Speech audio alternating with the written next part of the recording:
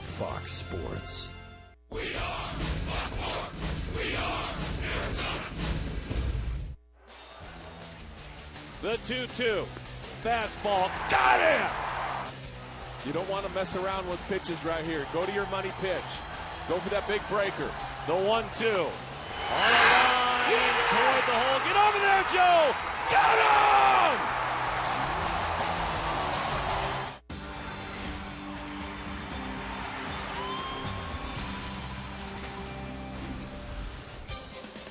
Boy, winning's fun, isn't it?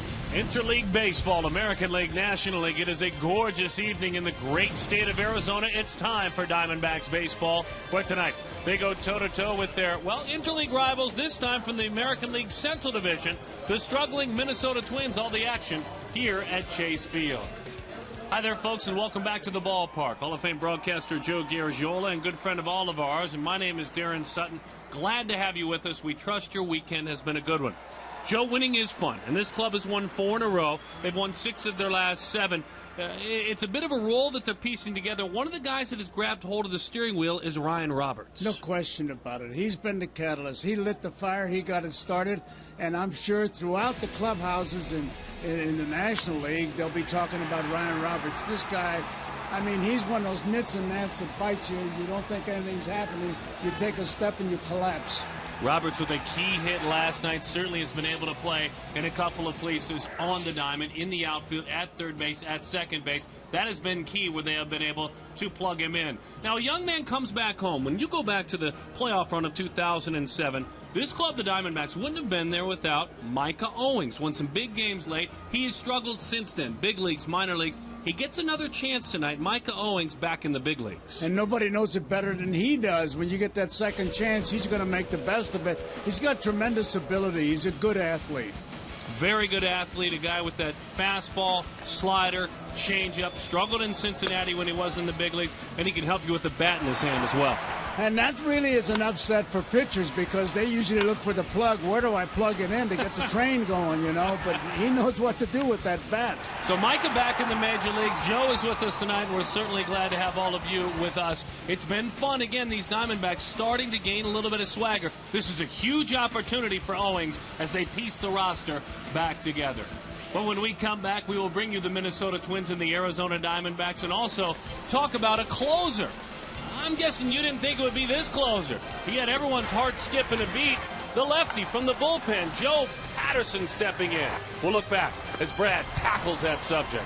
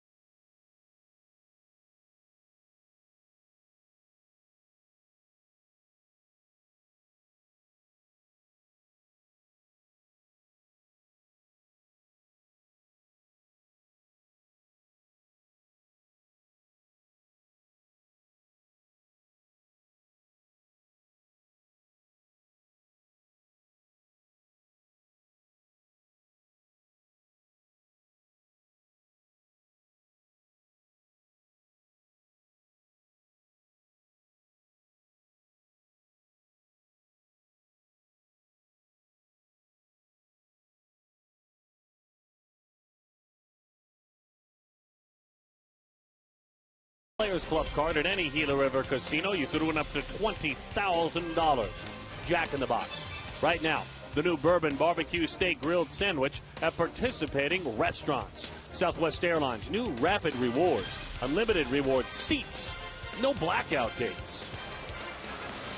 We are getting closer and closer to first pitch, game 2 of this series between the Arizona Diamondbacks and the Twins of Minnesota. A little interleague play here. You know, Joe Patterson, the rookie left-hander for the Arizona Diamondbacks, the plan all along was to bring him along slowly, but because he has been so good, the Rule 5 pick was thrown into the fire last night, and Kirk Gibson was not afraid to do that. The situation, top of the 9th inning, 1 out, bases loaded, a 1-run game. He gets Jason Kubel on strikes, and then this huge play, the grounder to Kelly Johnson. He covers his position right there. It's our Geico quote of the game. The rookie not afraid to throw that breaking ball in a critical situation.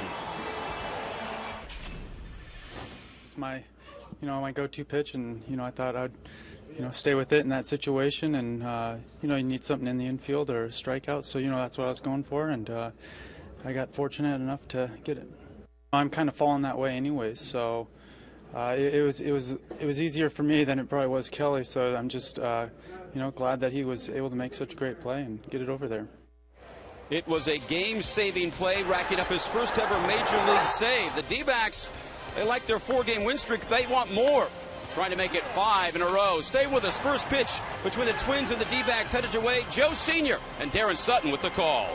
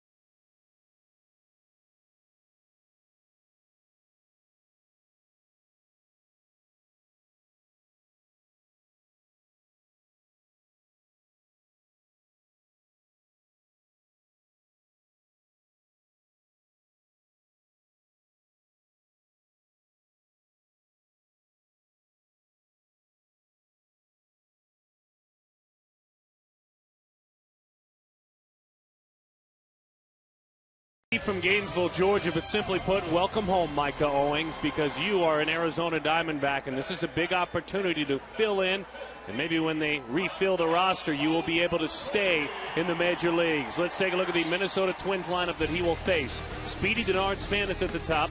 Trevor Plouffe bats second. Jason Kubel, Justin Morneau, Michael Kadire. That's the bite in their order if they're ready.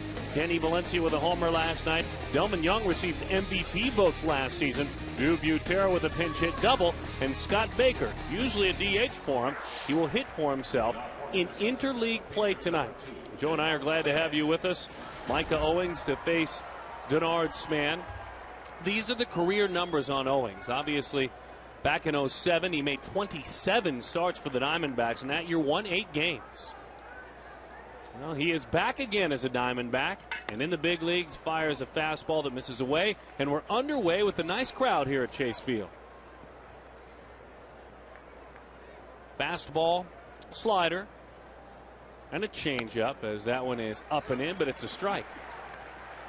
Got to believe that first pitch, a little bit of nerves, but he's evened it up, and that's good. Big fella, as we mentioned, Georgia boy, still 28 years old. As that one sails up and away, he's always had that elbow close to his body. Looks like he pushes the ball out, so the arm angle hasn't changed much.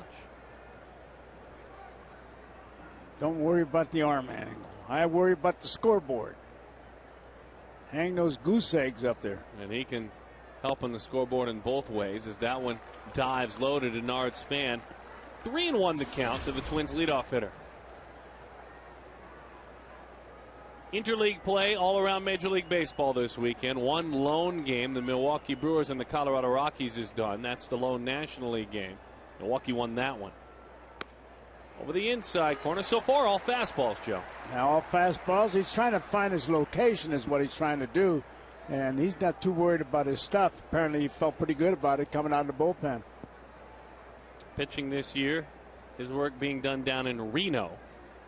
As that one sails outside, that's ball 4 with a fastball. So a walk to Denard Span, who has now walked 21 times and struck out the same amount. So a patient leadoff hitter. Defensively, Parra, Young, Upton, David Robleski and Associates sponsors. It's Roberts, Drew, Johnson, and Juan Miranda is at first. Micah Owings pitches to Miguel Montero. We wish Russell Branyan good luck. He was cut loose by the Diamondbacks last night. That space was opened up for Micah Owings, as that is a strike. And so now it appears as if at first base, Juan Miranda and Xavier Nady will share the playing time. Well, I think this young guy's got to lose the job. Nady knows what his position is. You got to go with the young guy, and he's starting to hit. Hangs in there nicely against left-handed pitching as well, which may give him an edge up on Nady. Yes, he does. 0-1 the count. Trevor Plouffe, and he waves through that one up in the zone. 0-2. He's still throwing hard. I mean, he hasn't shown a change. He hasn't shown the curveball. He's just going to throw strikes. Well, and the funny thing about watching him, and we're both doing it with you folks at home, is that everything moves a little bit. Not a lot, but a little bit. Cuts, sinks. That's what makes a pitcher. It's not how hard you throw it, it's how much does it move. Too many guys, when it moves, it tears out a row of seats in the bleachers. And I think you talked about it. I think we may actually be underestimating the emotions he is battling. Oh, big time. Big time. This is a guy looking for a job this winter. Arizona brought him back as a legacy a bit. Swing and a miss. Fastball up in the zone.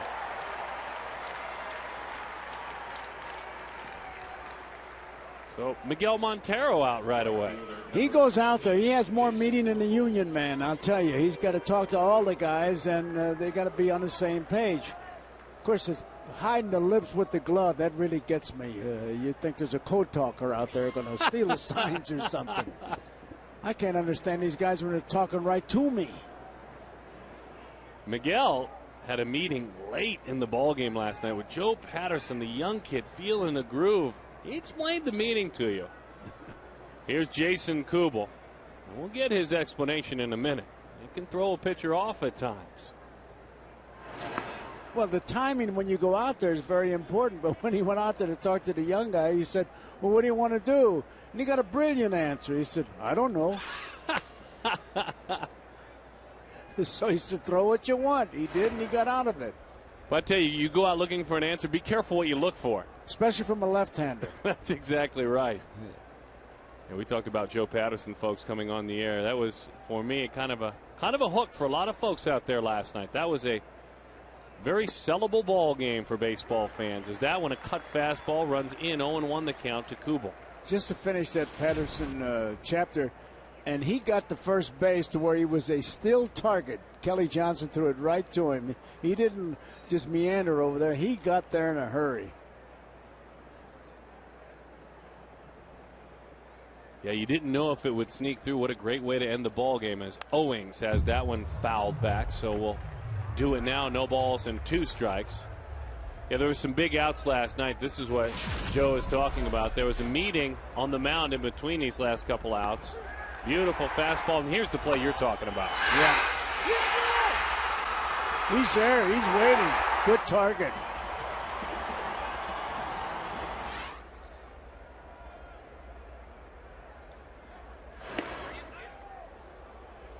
when you see Kelly Johnson put that glove up to his mouth, he's really signaling to the shortstop, Drew, what's coming.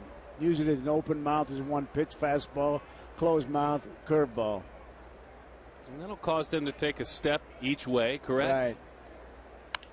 Bouncing ball, Miranda steps in the bag, gets a tag now, and he pops the tag on him.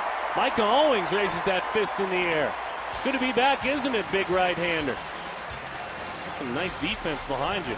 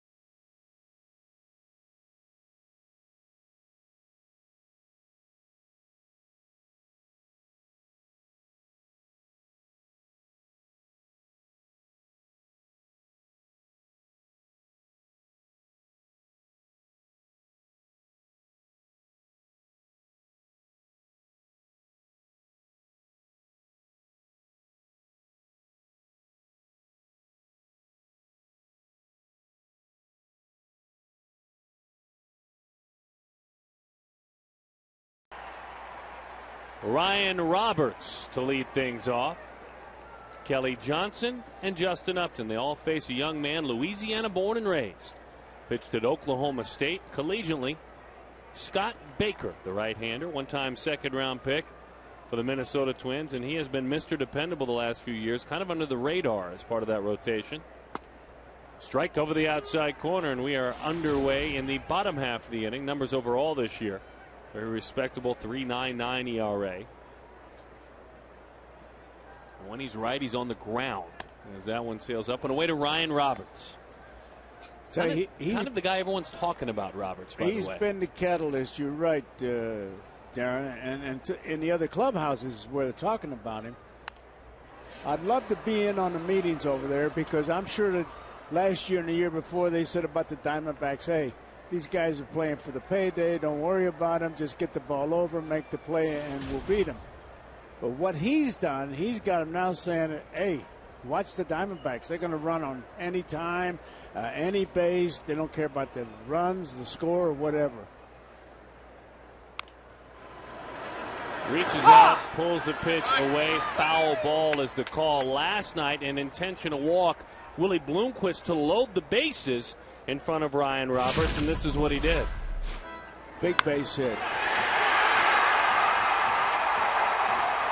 He really does what he has to do. He had to knock in runs, and what he was doing there, I asked him about that. He and Chris Young got something going. He said, I was taking shots at Chris Young because he's always needling me. What he has done, to score from second base on that wild pitch is amazing. That really is Cool Papa Bell territory because Cool Papa from the old Negro Leagues, and what a player he must have been, never had the opportunity to see him. He scored from first base on a bunt. A bunt. I did an interview with Satchel Paige and him. I couldn't believe it. And Satch said, oh, yeah, he could run. He's the guy that they talk about. He turned the lights out and got in bed before it got dark, you know, that kind of thing. But you can't believe Satch. Well, that's a good take on a breaking ball that's down and away. 2-2 the count. He's a patient hitter, Darren. Well, the numbers bear that out. He has walked more than he has struck out. And for a guy who will drive it, that's very positive. Hot shot, Foul ball. Look out over there, Tim Cheetah. I guess he got in shape being patient with all the tattoos that he took. What do you think? It takes a lot of time for all those tattoos, right? To sit still with needles being poked into your arm? Yeah, look, I mean, both arms, neck. I tell you, he wears the hat so you can't see that great haircut he's got. But I think he's got a good case against a lawyer. I was going to say great is the word you're using for that. Oh, yeah. Another solid take. He thought about swinging. There are 2 pitches that he really had a shot to fight after. Those folks, by the way, they spotted the sign the Diamondbacks did in Roberts. He introduced himself to them. That's his autograph on that sign. As that one is fouled off. That's another thing Ryan Roberts is. You talk about the impact on the clubhouse and the opposing player. He saw those signs. Someone made him aware. He asked a member of the Diamondbacks front office to find them when they got here, reach out to them. Who are these people? They were guests of Roberts in the dugout today. He came to play the game. He loves baseball. How about that? There's a walk to start things off for Roberts. His on base is over 400. He's reaching 40% of the time. The starting lineup is brought to you by Southwest Airlines. Roberts, Johnson, Upton, Drew. It's Chris Young, Miguel Montero, Juan Miranda, Gerardo Parra, and Micah Owings. 10 pitches, first at bat of the ball game. Tells you something about his patience.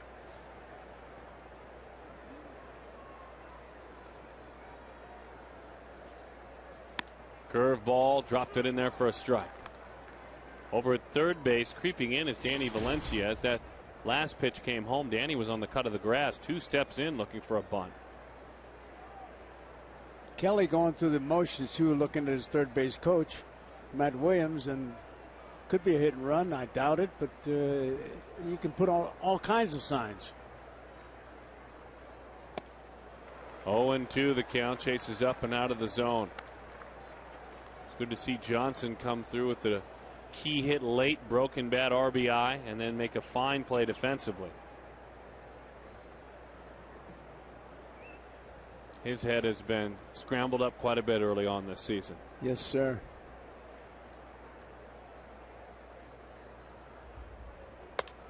One and two the count. We told our fans, Joe, that when one of his colleagues came into town, Chipper Jones, he took the time, Kelly did, to reach out to him and ask if he could give him a ride to the ballpark so they could just talk hitting. Chipper had some advice for him. Old teammate.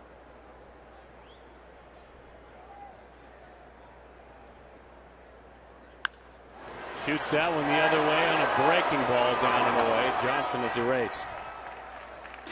Defensively for the Minnesota Twins, let's take a peek. Delman Young, Denard Span, Jason Kubel, Danny Valencia, Trevor Plouffe, Michael Kadire, Justin Morneau, Drew Butera behind the plate. Scott Baker is the pitcher. Morneau, the big lumberjack over at first base, still recovering, really getting 100% from that serious concussion he had last year. The numbers bear that out. That sidearm curveball that Patterson threw him, boy, that didn't help anything. Been a tough year. They've had a lot of injuries, these Twins. Patterson with that delivery is really tough on left-hand hitters. I mean, Morneau, it's the old Red Cardinal, flesh was willing. Up into the seats, Justin Upton. The ball's in 2 strikes to count. Ron Gardenhire replacing Tom Kelly. Years back as the Twins manager, there has been steady leadership in the Midwest. He's been a good manager. He's been under the radar, though, for a long time, although he has shown that he can manage in the big leagues. Ron Gardenhire, old Met. Pitches high and away, 1-2 the count. And there are many that think the organization really put itself on the map when a gentleman moved with the team from Washington to Minnesota and became their star, and that's Harmon Killebrew, who we lost earlier this week. What a loss. What a loss. The number 3 on the sleeve there representing Harmon.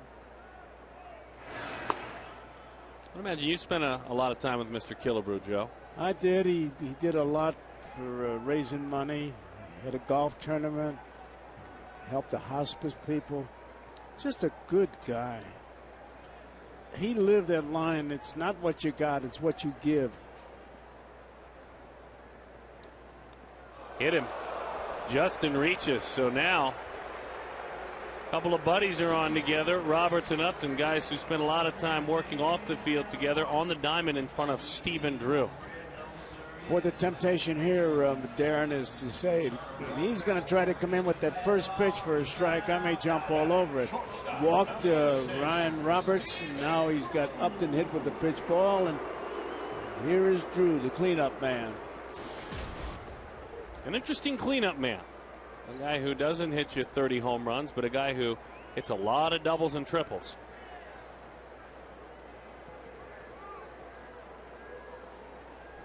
No one wore getting hit by a pitch better than their hitting coach, Don Baylor, one of baseball's all-time leaders. As Drew drives that one to right. Long run in to make the play is Jason Kubel. So, as you said, the temptation was there, and he got him to bite on it with a changeup. Well, that's what catching is all about. You have it in the meeting. What's the out pitch going to be? To Drew, obviously, they talked about a changeup, and that would have been a perfect spot for the fastball. But he lets up, and he just gets under it. It's a cat and mouse game all the time. But you think about it. You miss out of the zone. You want to find that zone again, and you're thinking a fastball. Drew had the exact thought that you had. That's why it was a great pitch. Yeah, but he did exactly what I did, and he could become a broadcaster if he keeps doing it. Here's Chris Young. Young putting together an intriguing season. Leading the National League in extra base hits, but still a .221 batting average. Big hits, though. He's gotten some big hits. 0-1 the count. He's got 24 RBIs. He's scored 27 times.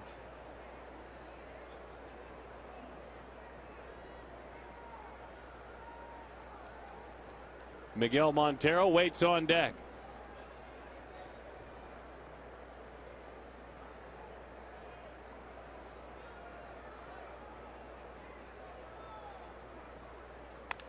A little number. Baker with the spin, scoops it up, fires it over. Morneau had to take that one right off the dirt. He nearly threw it away.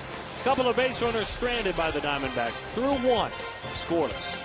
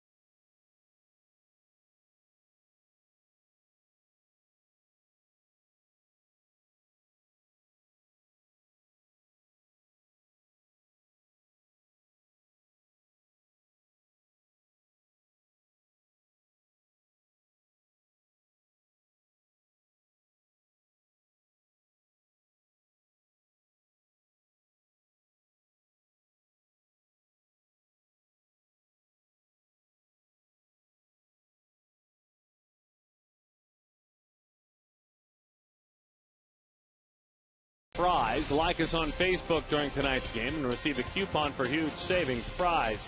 Fresh food. Famous low prices. Porsche of North Scottsdale. Visit us at scottsdale.porschedealer.com.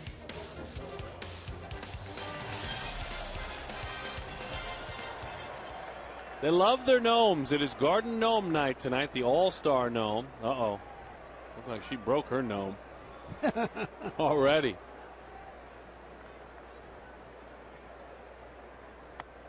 Over the outside, it's a strike to Justin Morneau. Well, that gnome needs to be fixed back up, Joe. Yep. May have to make a trade with a gnome thrown in. Inside from Owings. Justin Morneau, MVP a couple of years ago. It was Maurer, it was Morneau, and it was, oh boy, for opposing pitchers. Swing and a miss. First off-speed pitch of the game that he's thrown. He's finding it. He's finding it. He knows what this opportunity means.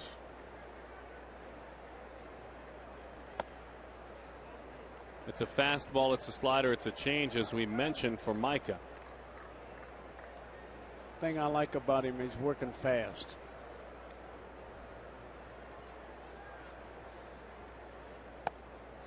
Don't you feel when you watch him work almost like you're watching a position player pitch? I mean, he understands what guys are going through behind him. There's no sense in working slow. You don't want guys on their heels. No, you don't. And he's never been completely polished mechanically. He really hasn't been. Always has kind of felt like in college when the shortstop come in and close the game the last inning or so. He's always felt like that to me. I mean, and part of it, honestly, is because he's such a good hitter. I mean, that's part of the reason. He always felt like a position player pitching. High fly ball. Good communication between those two. That's what we were talking about. You know, I asked Chris Young, I said, you remember Curt Flood, the great outfielder? He had a theory that he judged the ball that was hit to him, right at him, by the bill of his cap. If it was over the bill of his cap, he broke back. If it was below the bill of his cap, he broke forward. I mean, I don't know how you do that, but that's what he said. And he said, yeah, you'd heard that. But I said, but you still have to holler. Kadire again to the outfield. Chris Young, that's an easy chance. He puts that one away. So Michael Kadire and a couple of F8s into center field. Upton was sharing about his positioning, too, with regard to Chris Young standing next to him. He says a lot of times he's got his position from what they said in the clubhouse, but the way Young plays center field, he sees he's moved over a little bit more, so he leaves the set position and kind of protects the line more. They've got good communication, and that ball he didn't catch the other night, he lost it in the lights. If you've ever played this game, you know what I'm talking about. Oh, the line drive late in the ball game. Yeah.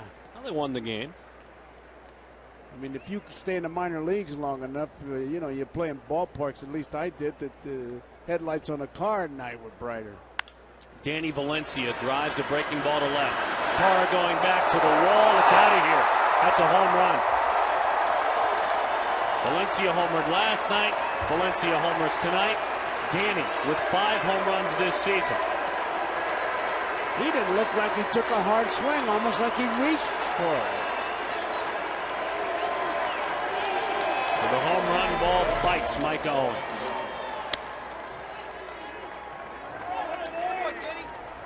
Just hung. He's out front of a breaking ball. You're right.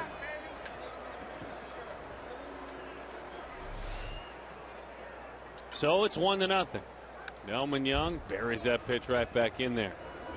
Let me tell you something, folks. Talking to the Twins today, they all to a man said very clearly, the ball jumps out of your ballpark, doesn't it? We're not used to this.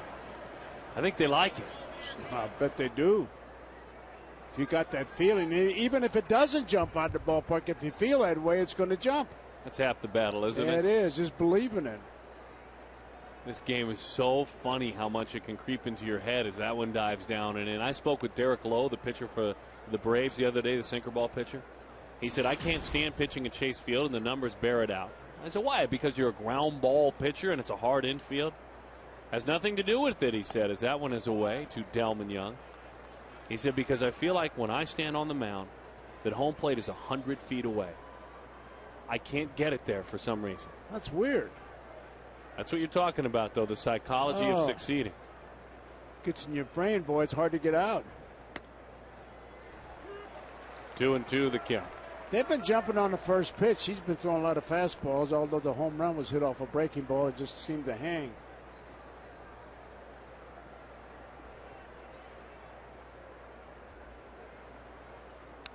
Back to the screen, and this is a Twins club.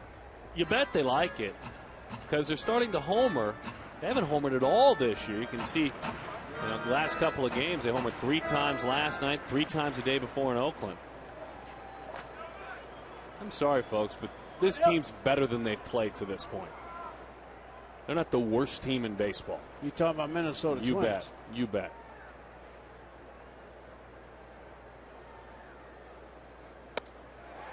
That breaking ball, a little slider up in the zone, was strike 3, but Danny Valencia, his 5th home run of the year. The Twins like this warm weather.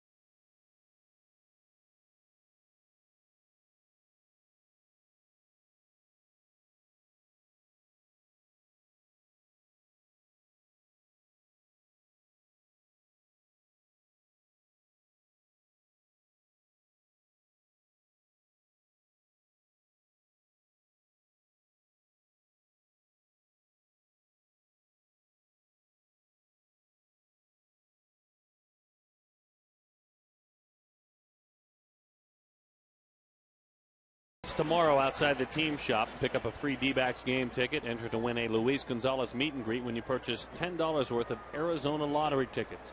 Also giving away a Fox Sports VIP tour. Miguel Montero to lead it off. Swing and a miss. Strike 1. You swing like that, you miss, you always ask the umpire, was that a strike? What is he going to say? No? So they just try to make you feel good sometimes. Sometimes. If he doesn't like you, he'll tell you the truth. 1-1 the count to Miguel. Chases a changeup, even though it was up. He missed it. Get that big swing going, not left center field. He's trying to homer to right. Right.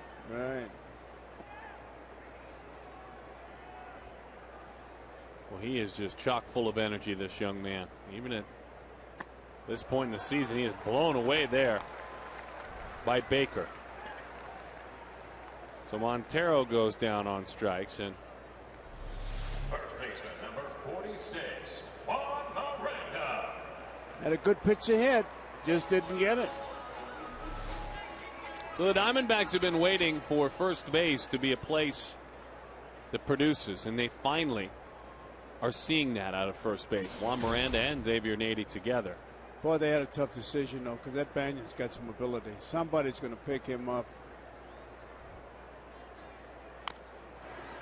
That was somewhat of a non-win for Russell Branyan, if you think of it, or Right. for whoever was the odd man out. But Miranda gaining confidence. Nady's doing good work as well.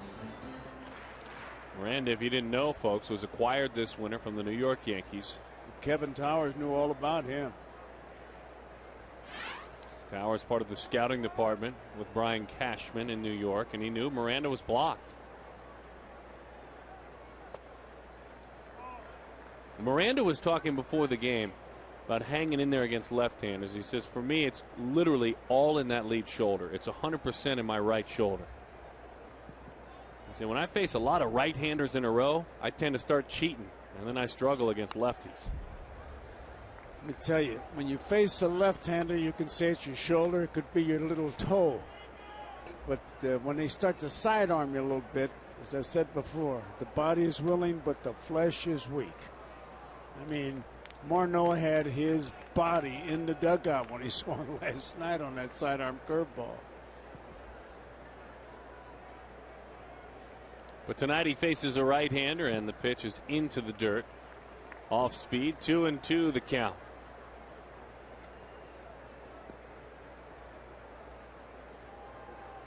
Look at that little one. School is out for a lot of you youngsters out there. Some of you have a couple of more days, maybe a week next week, but otherwise it's summertime. Saw kids all around at the parks today. Boy, good pitch. I'll tell you, after last night, it's hard to say that was a good pitch because there were a lot of good pitches last night that they didn't get the call. We talked to Ian Kennedy about that with Tim Cheetah, and Ian had kept himself together pretty nicely. Yeah, but he lost it there in the end. Shooting that one the other way, down the line it goes and into the seats. There was a very close call that could have been called strike 3 that wasn't, and it was the end of the night for Kennedy. Right. What are your thoughts on what you're seeing from Kennedy so far this season? Oh, I like him. You got to like him. He's pitching like a number 1. Well, you can scout him by the sound of the ball hitting the catcher's mitt. That's what I like. Blow nose bubble gum. Get rid of that tobacco. Well, that's a couple of chases up and out of the zone. A little bit more on Gerardo Parra as he walks to the plate. We bring Brad in. Brad, what do you have for us? Well, you know, Darren, we were having some fun with nicknames earlier in the week. That text ball to come up with Ryan Roberts. I think Boxcar was the leading candidate, but I used my limited Spanish to have one for Gerardo Parra. He had those great defensive throws in left field the other night, and so I came up with El Hombre del Rifle, which roughly translated is the rifleman.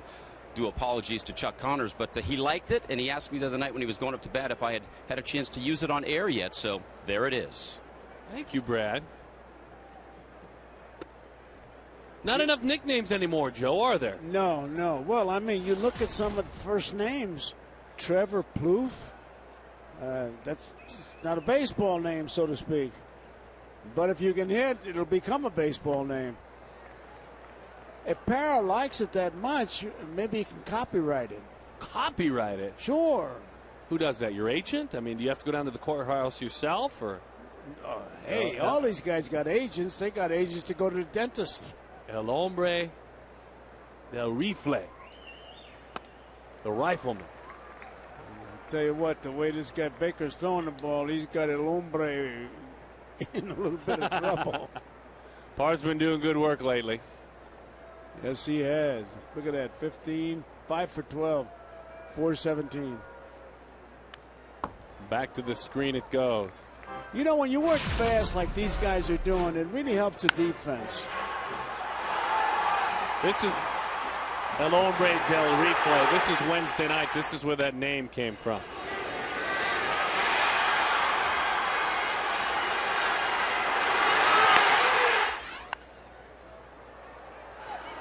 Pitchers were working fast that night, and that helped Parra make plays like that. Keeps guys on their toes. It does. I tell you what, the way the Diamondbacks have been playing, when you make the other team win and don't hand them the game, you're going to be tough. And it takes, when you do that, you're getting good pitching and you're getting good defense because you're not picking up the rosin bag. You're not walking around. You're not doing this. You're not doing that. You just get the ball and here you come. Bouncing ball toward the hole. Gerardo Parra. El Hombre del Rifle. With a base hit into right field. Is that close enough, Brad? Give me one more roll of it. I think so, yeah. He rifled that one to right field. El Hombre del Rifle. Okay, that's a little stronger. Yeah. One more time, Brad, please. Well, you know, because I've got an iPad application that's a translation. It actually plays the sound, so I've been working on that. But Yeah. El hombre del rifle. Yeah, see? Henry Blanco liked it. I think Joe kind of likes it up here. Oh, I like it. It might grow on you. Grow on me? 0-1 the count to Micah Owings. Thank you, Brad. Does it grow hair? Nice going, Brad. We know Micah can hit. Uh-oh. That kind of went into the 5-hole there. That's that men turn away foul ball. So shaking it off is Drew Butera. And the umpire's checking the ball and giving him time to see if he's okay. That's the hidden rule between umpire and catcher. Now, if the umpire gets hit, the catcher will stall. Usually it does stop the play, but they didn't do it. It's that sweat, that cold sweat, too, that comes over your forehead.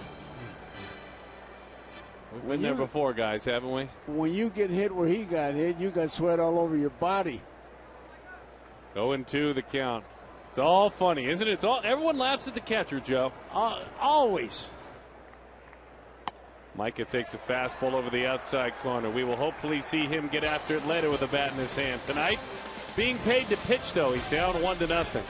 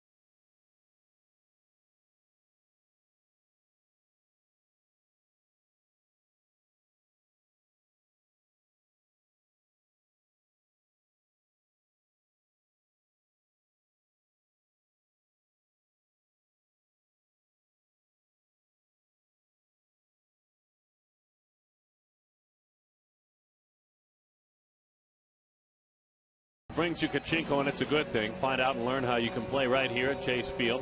Go to the interactive kiosk. It's right near Section 111 during regular season home games. There's always a winner. Should you be chosen to play, a lot of fun out here at the ballpark. Our partnership with Gila River Casinos. Joe Garagiola, Aaron Sutton, Brad Steinke, and you. And we trust that you've had a good weekend so far. As Drew Butera leads it off.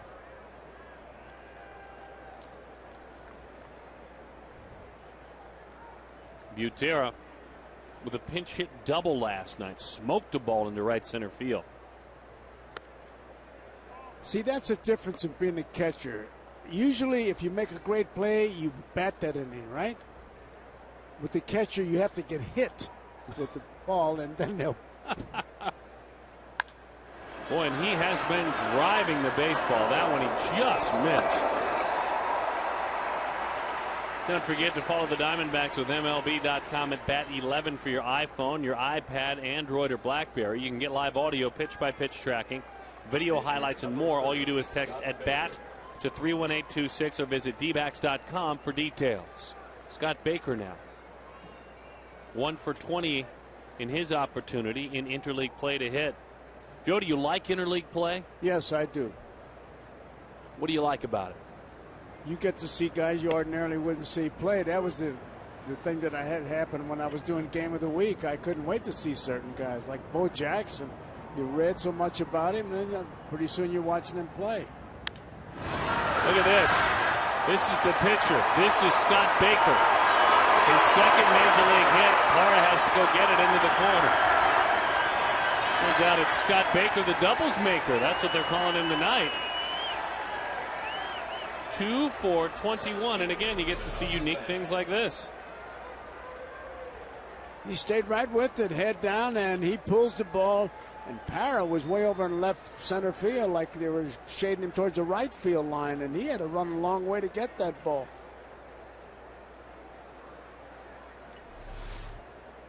There's your chance to use the reef for the whatever. El hombre del rifle. Yeah, well, I flunked my passport, so what can I tell you? I'm with you. That would have been great if you'd have thrown that in. Denard Span takes a pitch over the outside. So in this situation, in a National League park, the pitcher, he hits. They play National League rules. Absolutely. In the American League park, the DH. Right. I wonder if they would ever reverse them in interleague play. I don't think so. I don't think so. You don't think they will, or would you like to see it happen? I don't want to see it happen. I think it's all right the way it is. All right, so. Because I tell you the way I feel about it. I'd rather see a pitcher get up there and instead of somebody just walking up as all he's going to do is hit and make a career out of it, you know? I don't know. That's me. Are you like it? Reversing the rules? I wouldn't mind it. See the pitchers hit in the American League park and see the DH in the National League park. That one is slapped. That's a base hit left field. Baker is coming on around. Parra with that arm that we've already spoke of, right to the cutoff man. You're not going to send the pitcher anyway. Boy, pesky Denard Span is starting to heat up in the American League. You better look out. That was a pretty piece of hitting, wasn't it? He went that way. He waited on that ball and went that way. They were holding him up from the beginning, from the get-go. It's a 4-game hitting streak. He's 6 for his last 14. It's so much fun watching guys that have speed and bunt ability handle the bat, because third base, they had to play way in just in case he bunted it. Yeah, well, speed is never in a slump. It's always there. Trevor Plouffe. You were talking about nicknames. I mean, Plouffe's a unique name. He needs a nickname.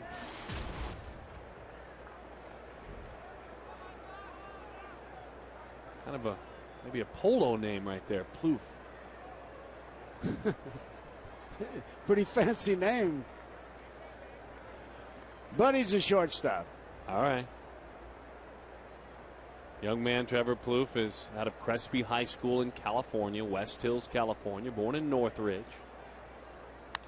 Back to the screen it goes. And his favorite baseball player when he was a young man, Ozzie Smith. Man, I got to tell you, the other night I'm talking to a young fellow who was quite a baseball fan and mentioned names like Clemente, Aaron, Willie Mays, Johnny Bench. He said, I didn't get to see any of those guys. I couldn't believe it. Well, that's a shame. Oh, I felt like I was 120 years old. I mean, come on. Clemente, Aaron, Mays, Bench, and you didn't see him? Are you almost 120, by the way? 1-1 the count. I'll see you later. That one is fouled off. There's a catcher getting beat up and banged up again. Oh, yeah. Oh, yeah. You always have a bruise somewhere.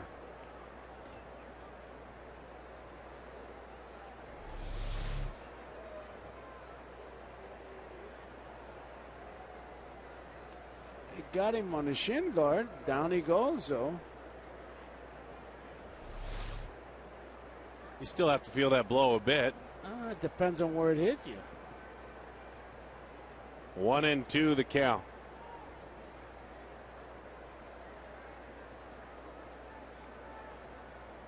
Where did they go? This kid has been hot with runners in scoring position. They went away. I tell you, never trust a ball player who limps. I mean, Montero went down. I know he's not going to bat next inning. Maybe he will. But if he doesn't, he gets on first, he's liable to steal. Like he made a trip to Lourdes and he's well. Never trust a guy who limps. Orlando Hudson used to do that a lot. Oh, Academy Award. I think of Mickey Rivers had an interesting gait, and he'd act like it was hard for him to move. You viewers out there remember Mickey Rivers? Oh, I remember him. He was a delight to be around. He'd say things you didn't believe. Beautiful breaking ball. That's strike 3. Micah asked me, keep an eye on my work tonight and see if you see any surprises. This is a surprise. This is a pitch I don't remember. This is an over-the-top curveball. I'm sure he was well scouted, and there you see it breaking. I mean, he was just frozen, hypnotized. You know, a lot of times they say, why don't he swing at the pitch? At least he swung and made an attempt. Sometimes you just can't pull the trigger. You just watch it float by, and you know it's a strike, and you say to yourself, why didn't I swing? Boy, what a huge second out with that runner on third. Goes back to the breaking ball, darts the outside corner. I got to be honest with you, Micah, that's a pitch I don't remember. That may be a slower breaking ball, but it has the look of a curveball. It does.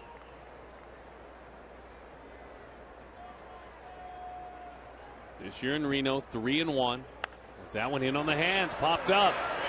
Miranda will get together with Johnson. Micah Owings just worked out of his mess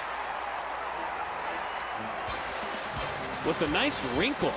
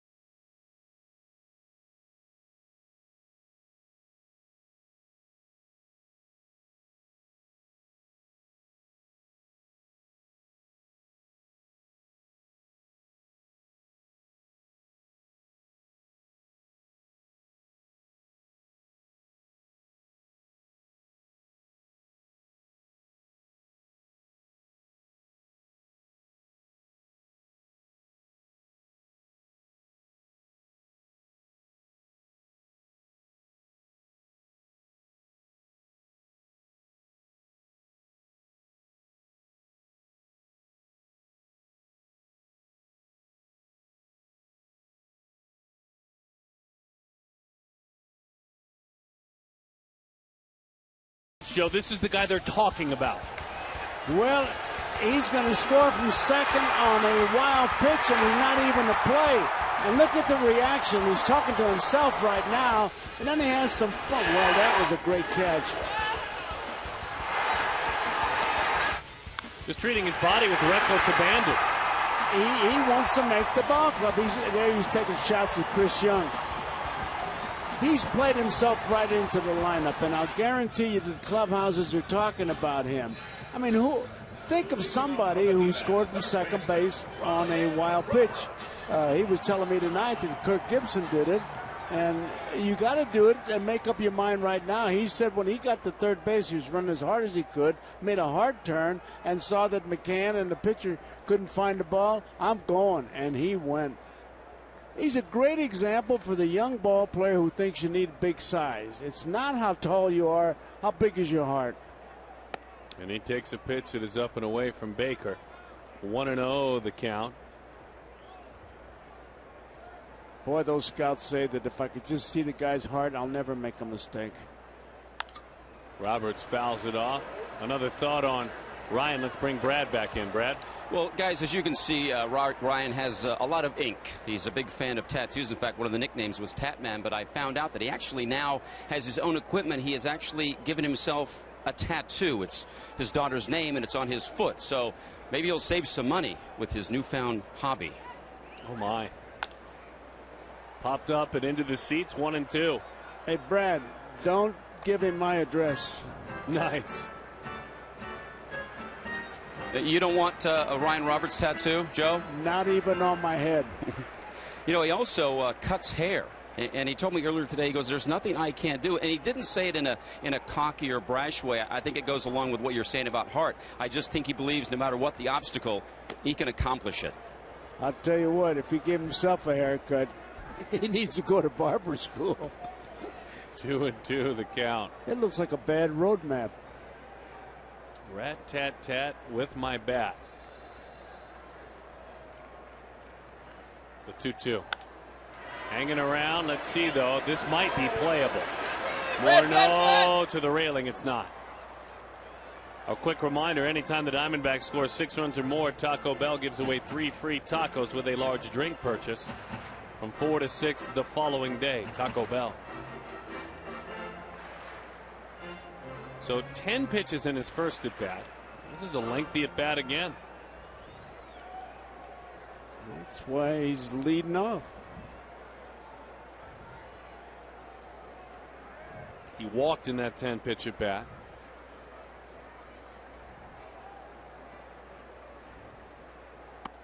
Outside corner, that's strike 3. Made a beautiful pitch on it.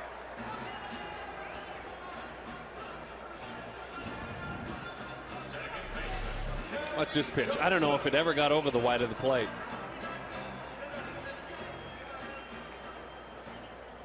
Too close to take, obviously. He knew it. I'll tell you, this Baker's very impressive. He's got a sub-4 ERA this year. Deserves better faith than just 2 wins. That one jumps out of the zone. He's got such a baby face.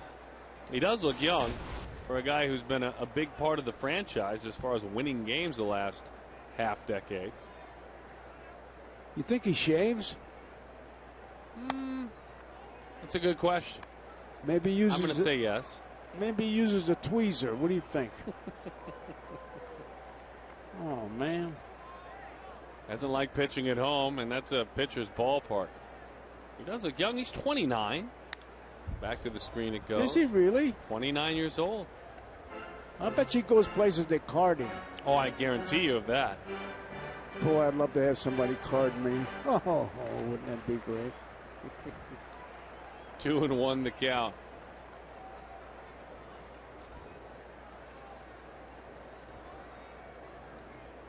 That one. Oh. Called a strike. I don't know about that one. I don't know. Neither does Kelly. What about the AARP card? It's crinkled and wrinkled. Is it? Okay. Back to the screen it goes.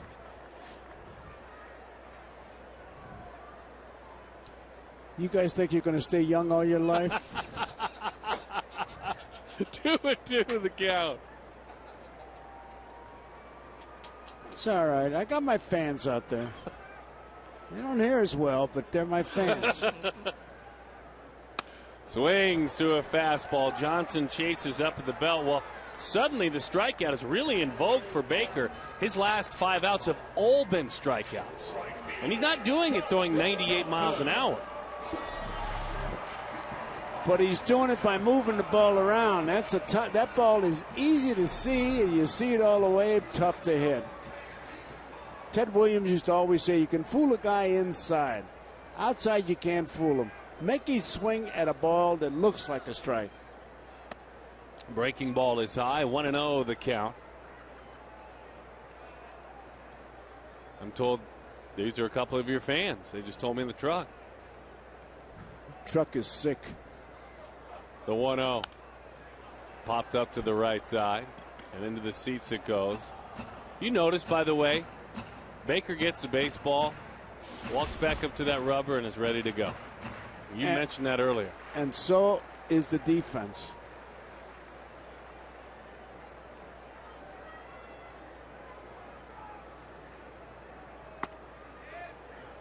It's that same pitch, low and outside.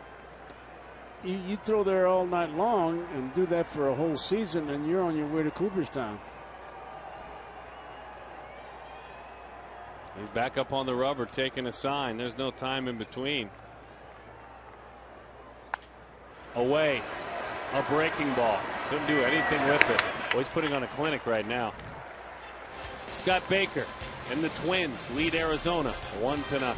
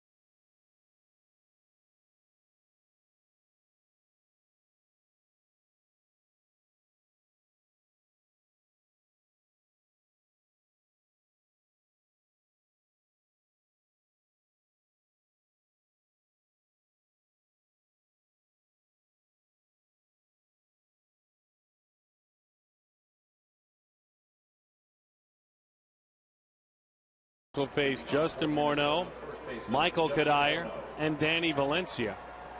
Joe Garagiola, Darren Sutton, and you.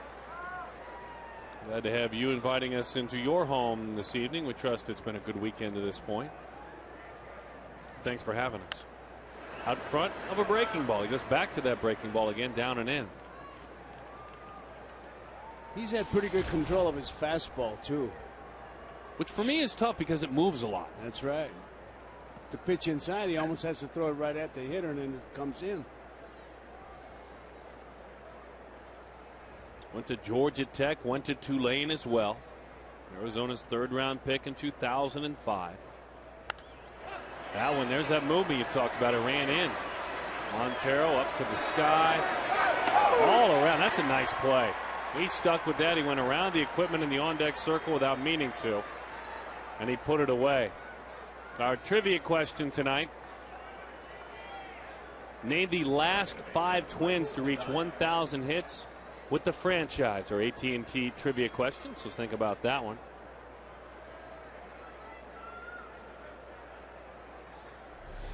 It's not an easy play.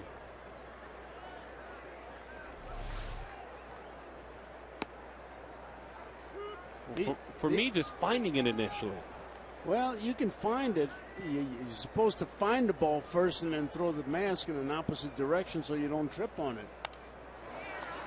Coming back up above us, and now it's a souvenir. Now watch, he gets right near that equipment too. He never did look down. They used to have a bazooka gun, and they'd fire it straight up when I was in spring training. Really? Oh yeah, and then they'd put a blindfold on you and spin you, so you'd be a little dizzy going under it, so you could really make the play. Roberts reaches out on across. Kadire was reaching for a fastball that cut away, so Kadire is done. No, wait a minute. What? Here's this pitch away. You see that dive? That may have been a breaking ball. Spin you around? Not a lot, twice maybe at the most, but that's enough to make you dizzy if you got a blindfold on. And if the coach didn't like it, he'd spin you 5 times. Get hit right on the coconut with some of those. And that was before the helmets. There used to be a formula for it. If the ball was in front of you, you let it almost come down to where it hits you in the head and you take a step forward. If it was behind you, you would let it almost hit you on the head and take a step back, add and subtract. And the tough part was to do what I said. You know, it's going to hit you on the head. You want to back off. It's a tough play. It's not an easy play at all. Montero did good. 1-1 the count.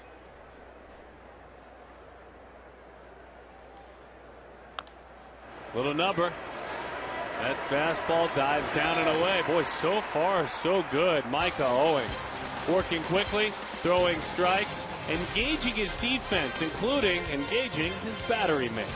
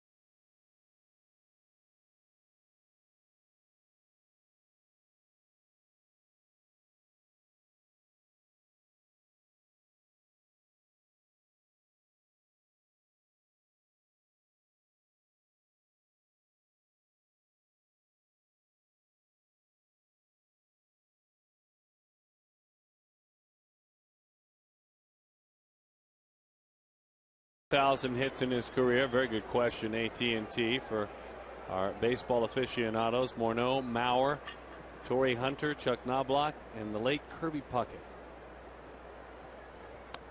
Well, there was a unique way that Kirby went about his business. Oh. Well, they have had some great players come through that franchise. And that's just a reminder there. Boy, I tell you, it was a delight to watch a Rod Carew hit. He was an artist.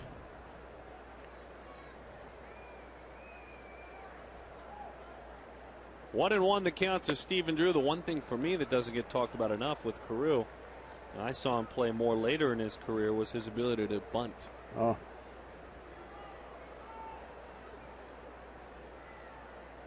He's one of my favorite guys. 2-1 the count. Carew was in attendance at the memorial yesterday. Oh, yeah. Oh, yeah. Use the word class a lot in describing Killebrew. Just switch it to Carew. A lot of class. Swings right through it. Tell you, Baker's pitching like he's double parked outside, for crying out loud.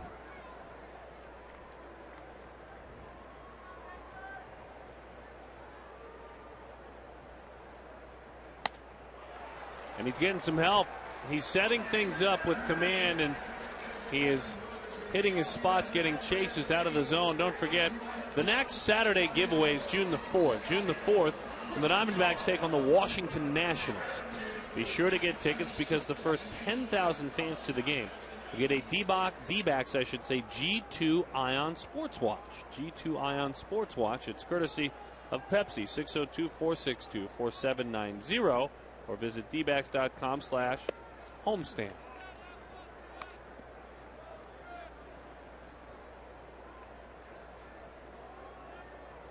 Hello, young man.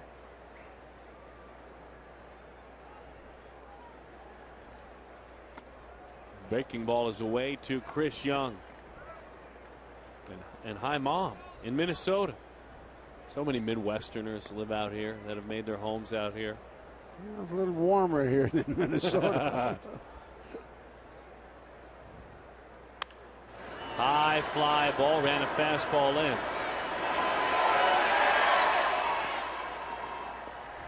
So he gets a guy 2-0. He finally puts himself in a jam, talking about Baker, Joe. And then he makes this pitch. Well, he's in and out. I mean, you really can't sit on a particular pitch just yet. And just when the hitter May's a little greedy, he pitches just a bit off the plate. He has earned so far a shutout. 1 hit tonight for Arizona.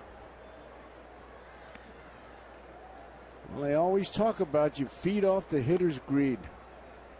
You don't get an out with a strike usually. It's a ball that looks like a strike. Last one, 3rd strike.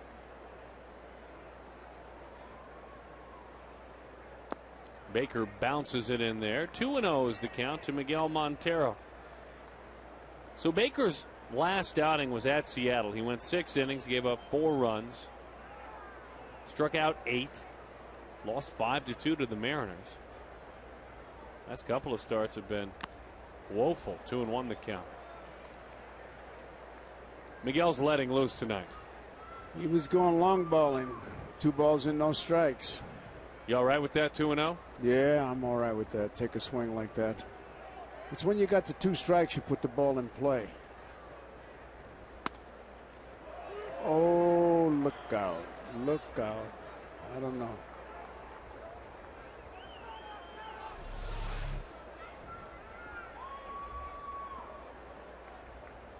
Boy, it's calls like that that get the things for the umpires. Like, how can you sleep with the lights on? Used to hear that a lot. Tough job umpiring.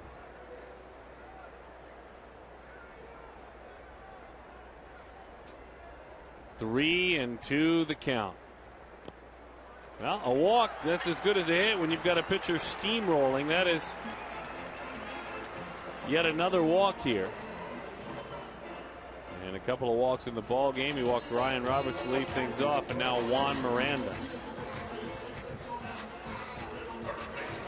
Well, I'll tell you the way he's pitching, that is a rally.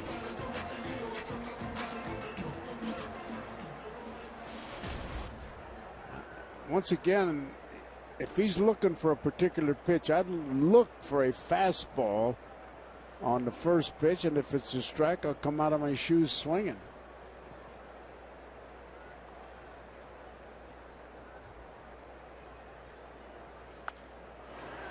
He did. Well, you figure he's going to try to get that over for a strike. And he got the first pitch over. There's a difference between looking and guessing. You look for a pitch, if it's a curveball or something else, okay, you take it. When you're guessing, you say, oh, this is going to be a fastball. And if it's something else, there's nothing you can do. You're frozen. Miranda has seen Scott Baker as a Yankee. Well, that's a solid take. That's that same tempting pitch he's been throwing just above the zone. Right, right. Fastball, inside. He wanted to swing badly. He's ready to start it. Oopsie, and he holds up. Look at that pitch on that box. 1-1 the count. And there's the matchups between the two. One of the few that has seen Baker as he spins out of there. And Willie Bloomquist not playing. Juan Miranda, Justin Upton, Chris Young. Those are the hitters that have seen Baker before. And he spring trains the other side of the country, so they're not seeing him in spring training.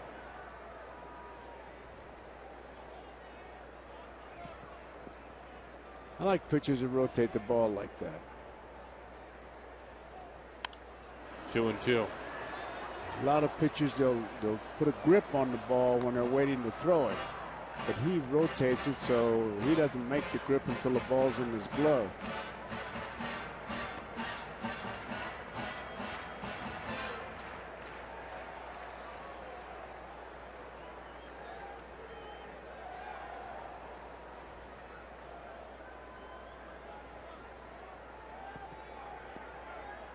Good shot.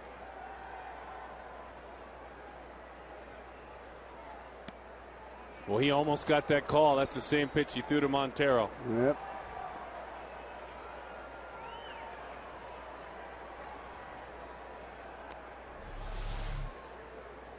There's where he gets that grip right there.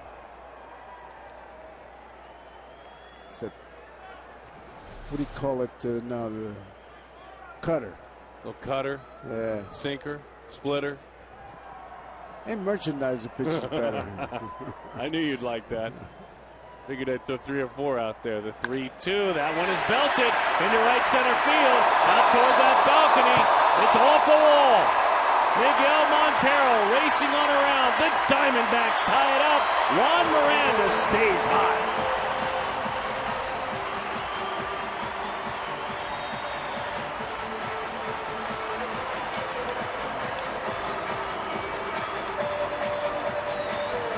One. Base on balls, came home to haunt him. What a beautiful swing. Stayed right with it. He knew he'd hit it.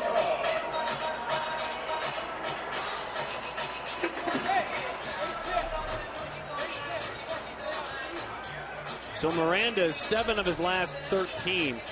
In the last 4 games, first base is now 9 of 17. Before the game, Kirk Gibson addressed first base, the situation, Russell Branyan being released, and how it's coming together. Here's the manager. Miranda's, he hasn't had a ton of big league time. So ultimately, we just thought we're going to watch him play, let him get more reps, and then 2-man. And, you know, much the same as I talked about our bullpen, guys knowing their roles, how it helps. Hopefully, Nady and Miranda are going to understand pretty much what's going on now. It was tough with 3 first basemen. Yes, it was. They will intentionally walk Gerardo Parra to face a man who hits .293 in his career in the major leagues. There was an intentional walk last night that came back to really bite Ron Gardenhire when they loaded the bases. And they did so in front of Ryan Roberts.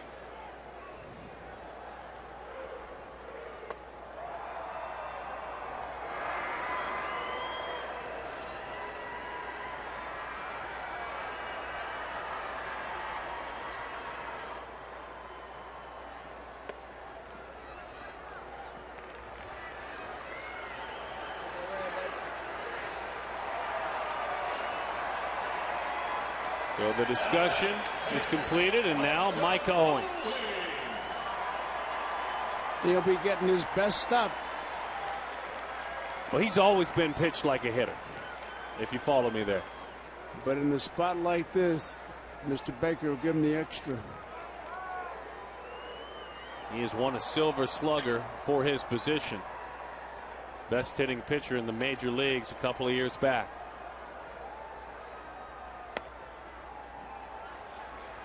One and 0 the count. 14 doubles, 2 triples, and a slugging percentage for a pitcher over .500 in his career.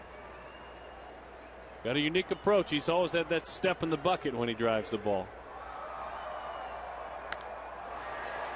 1-1. In 2007, there were so many memorable games. But this was in Atlanta. This was pitching in front of family and friends and loved ones. This is where he's from. And this was a couple of homers, 4 runs scored, 6 RBI game. A record-setting game for Micah Owings against the team he loved growing up, the Atlanta Braves. How sweet it is, huh?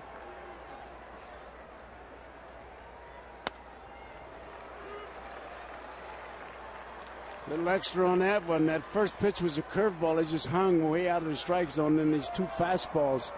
He's reaching back. 1-2 the count.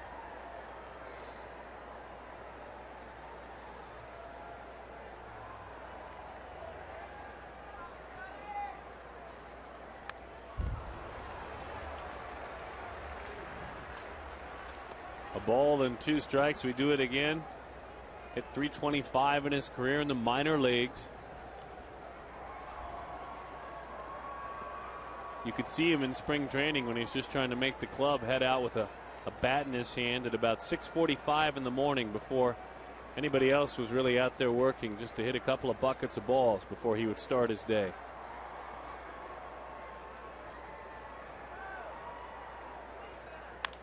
Bouncing foul. He's staying with that fastball, Mr. Becker. It's been his best pitch all night, and he's going to go with it. And now they'll have a little meeting, and he's decided what he's going to do. So curious what will come next, folks at home. Think along with that pitcher and the catcher and seeing what Owings has done. As Joe said, do you go back to the fastball? Is that the go-to pitch, or do you get that big aggressive hitter to wave at a breaking ball? I think it's the Hummer. The 1-2. Curveball hangs high. He doesn't have control of the curveball. You can bet that Micah is looking for that fastball. He's thrown 2 curveballs and it did nothing, both in the same spot, high.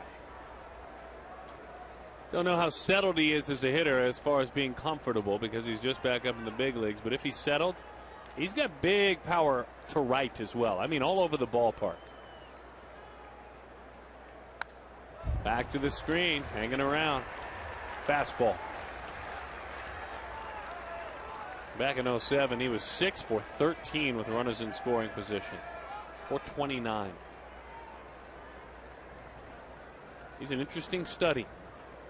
One of the more interesting players we have covered here in the major leagues.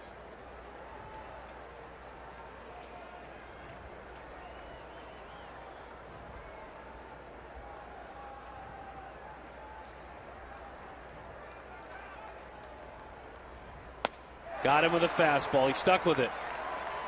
And he beat Micah Owings. This is now a ball game, though, because Juan Miranda, well, first base is your position on just about a daily rate, sir, and you are cashing in.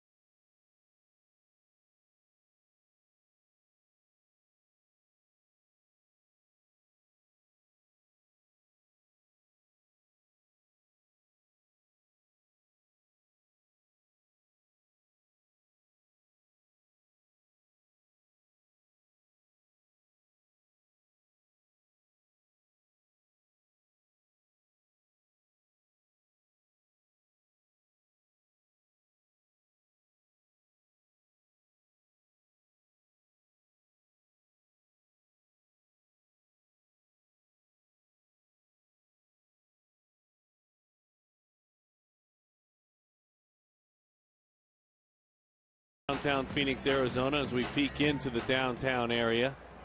It's a great crowd here at the ballpark, and it's good to see. Really good to see. This club has won 4 in a row. They've won 6 of 7. And obviously, it's a weekend night, maybe a celebration of school being out. Come to the ball game. Great idea. And let's hope this team earns more and more support at the turnstiles. Delmond Young to lead it off. And a sharp breaking ball grabs the inside corner. 0-1 the count. Fans will come out if they watch a ball club to try to win and not give the game away. Delmond hacks at that one. That is a souvenir. Quest High Speed Internet, high speed pitch. Difference in velocity, but the results are the same for both. 1 run allowed.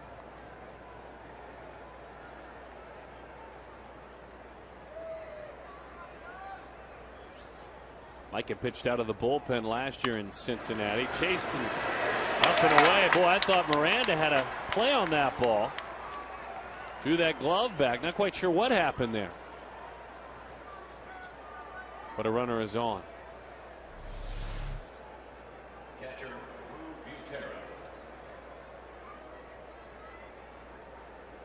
And maybe not. I'm not so sure he had a play.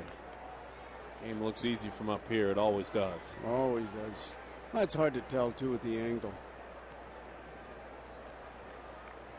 Positioning comes into play so much, too, and what a defender is anticipating.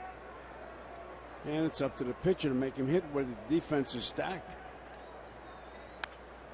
Popped up and into the seats it goes. Well, Joe Mauer, we mentioned the injury, the leg problems that have caused him, the MVP and the perennial all-star, to be on the disabled list. He's down in Florida rehabbing. Played in 9 games and had 8 hits. The other catchers have played in 33 games and they have 14 hits. Did they miss him? And that's not even good Joe Mauer.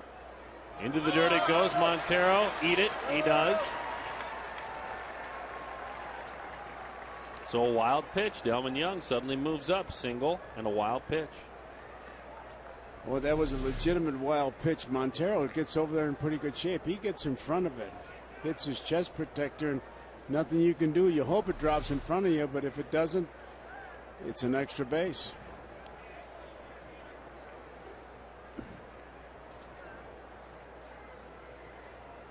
And the reason we mentioned that, Drew Butera is 9 of 78 this year as a catcher for these Twins. As that one sails outside. 2-1 the count. 5th inning, 1-1 score.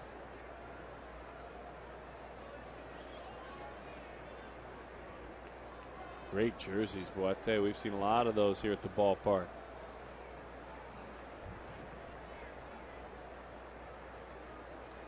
Two and 1.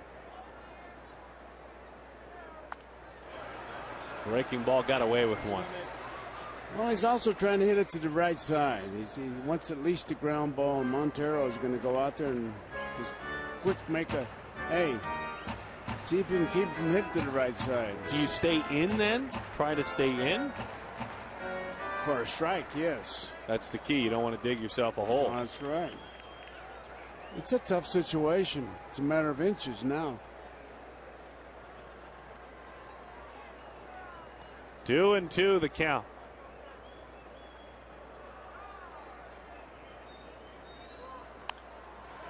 He is trying to go the right side. Oh, yeah, in and out.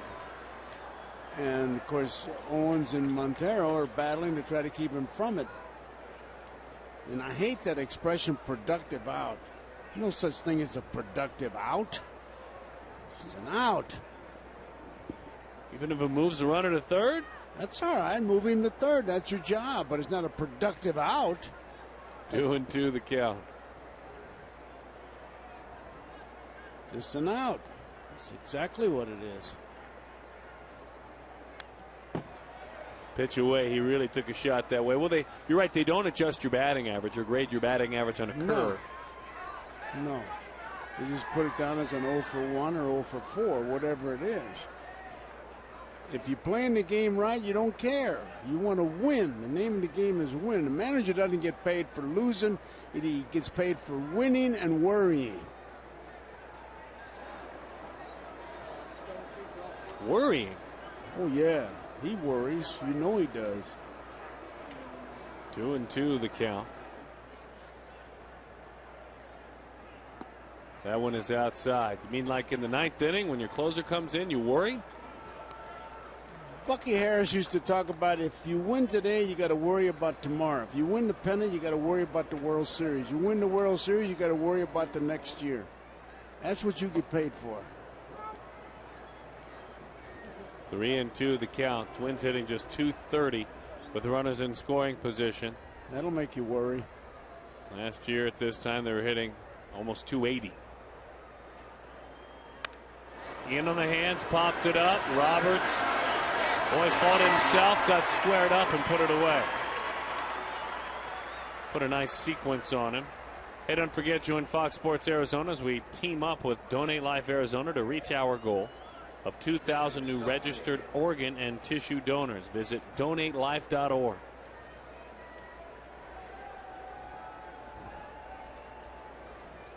So with the runner now on second base still, here is Scott Baker.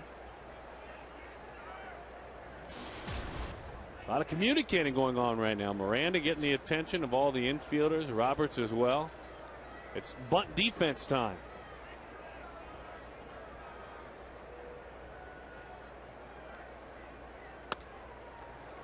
Strike one, no sign of a bunt.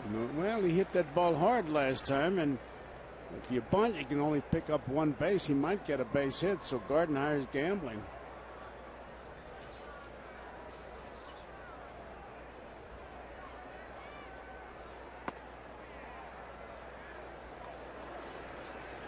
Scott Olger with no signs a moment ago. Guess that was a sign. I tend to doubt that. I think that was just a runny nose. Okay. Good that he's out here then to dry things up. Right. 1-1 the count. Arizona not looking for the bunt at all anymore.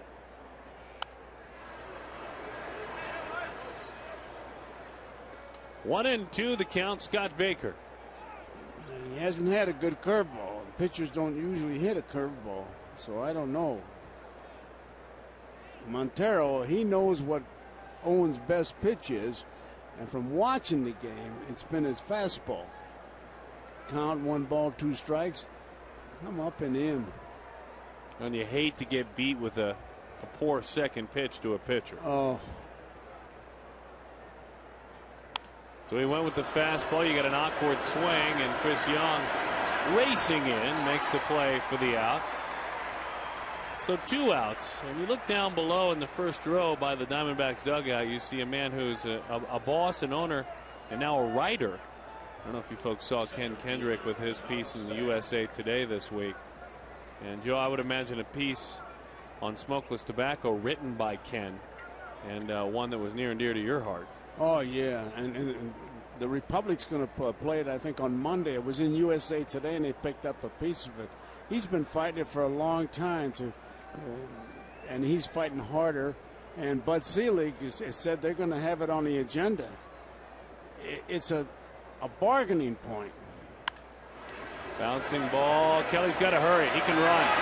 Oh, it gets by. Miranda could not dig it out. He could not dig it out, and a run scores with 2 outs. And that hurts. 2-1.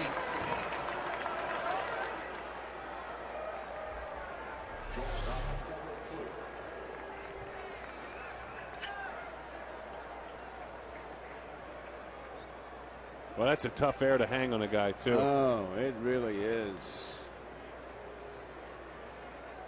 Boy, that's where you need that slick fielding first baseman to make the play. He knows he should have had it, even though it was a short hop.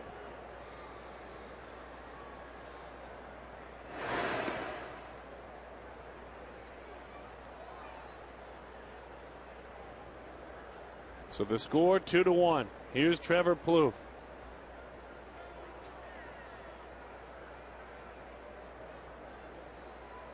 Swings at a pitch up and out of the zone.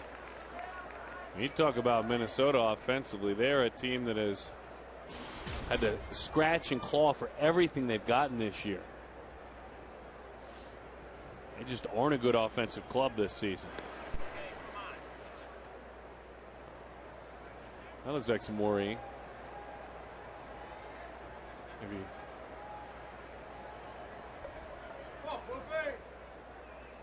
2-1 the count, or I should say 0-1 the count. Hot shot, Roberts on a backhand. Fires it on over to Kelly Johnson, who sticks on the bag and puts it away. A tough play by Johnson turns into an error, and it's 2-1.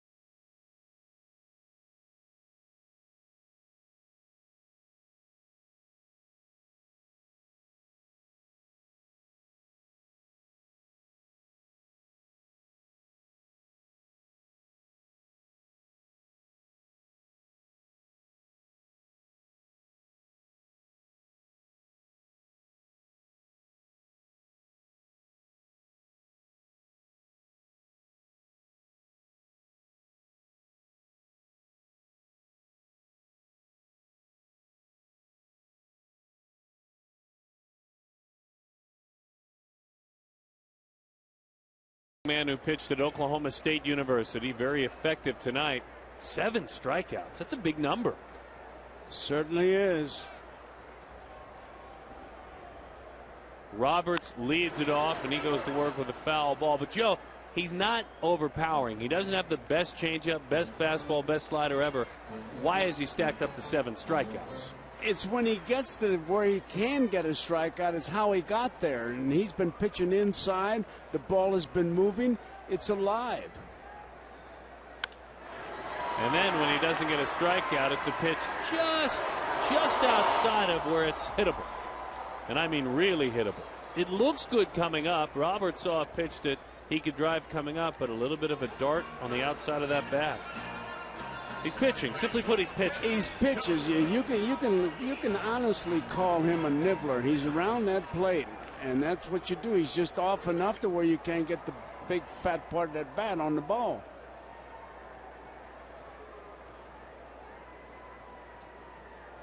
Here's Kelly Johnson.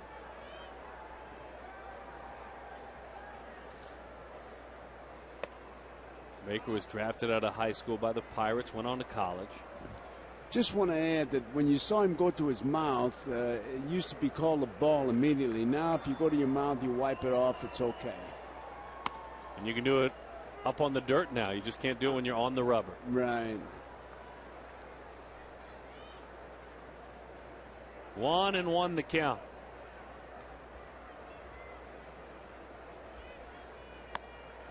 Kelly waves through it. The strikeout has been a big part of Kelly's year, part of the struggles. He struck out 54 times. As he tries to work through things, that's been something that has been on the top of his list. I mean, 7 strikeouts, you think you'd see a 95 or 96 mile an hour fastball. Popped up. Easy chance for Delman Young. Of course, talking about Justin Upton, Virginia boy, Michael Kadire from the same part of the world. Those baseball roots run very deep, don't they, Brad? Without a doubt. Their families go way, way back. Justin's father was a coach for Michael growing up, and then I guess the Kadires kind of returned the favor. Michael's wife, Katie, was a 10th grade teacher, and Justin was in her class. I asked him today what the class was. It was English. I asked if he got an A in the class. He said he thinks so. So good family friends and part of an education of Jay Up back in the day. That's wonderful. So Kadire, Upton, B.J. Upton, Mark Reynolds. I mean, there's a lot of guys from that part of the world. Daniel Hudson as well played ball with those guys.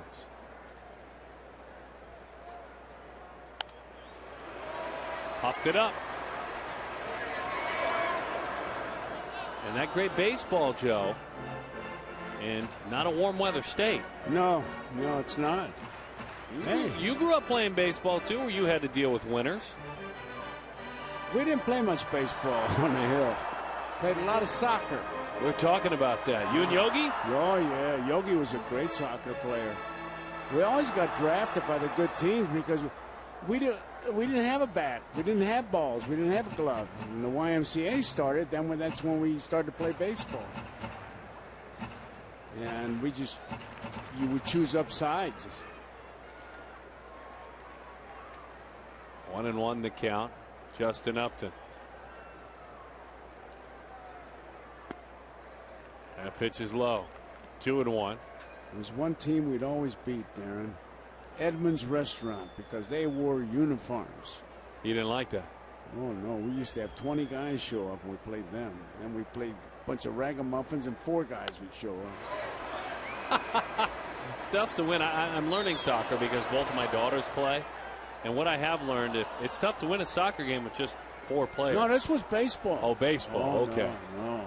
Soccer was in grade school. Even tougher to win a baseball game with 4 players. Very hard. If you have a good pitcher. Or cheat. Or both. 2-2. What was the name of that restaurant again? Edmund's. It's not there anymore, so I don't get any free meals, and I don't go back to St. Louis that much, so don't.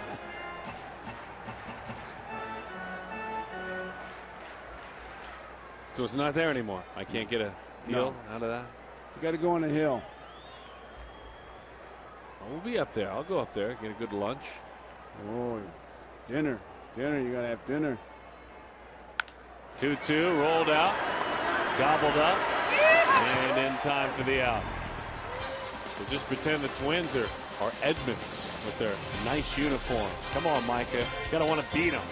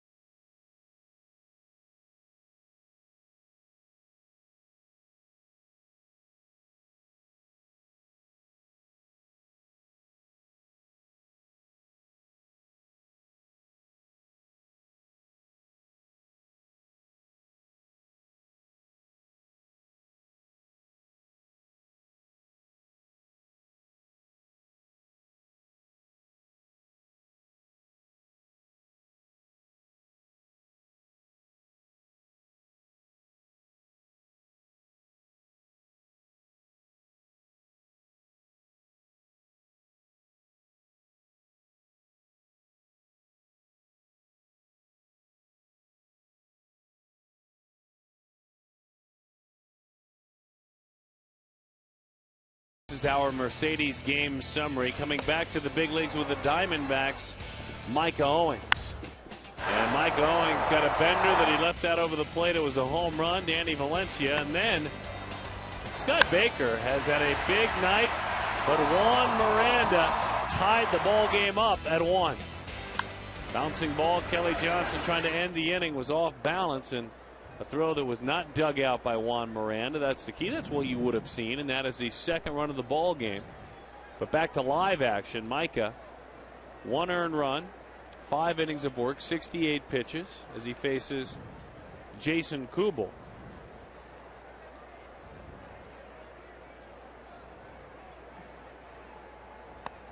As that one darts over the outside. Your assessment to this point of Micah Owings? I like what I've seen.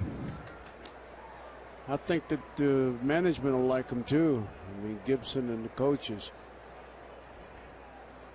As that one sails in.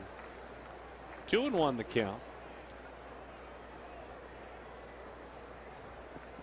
Pitched last year out of the bullpen for Dusty Baker's Reds. Had an ERA of about 5 as a reliever.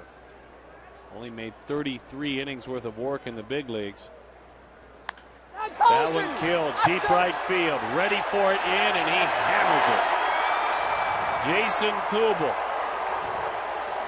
picked on a pitch with a little tilt on it over the inside part of the plate. And for Kubel, that's his 5th home run of the year. 3-1.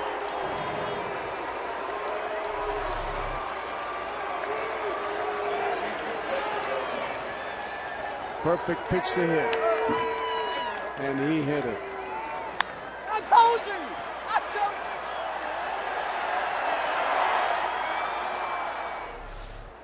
you! Looked like a changeup that he jumped on.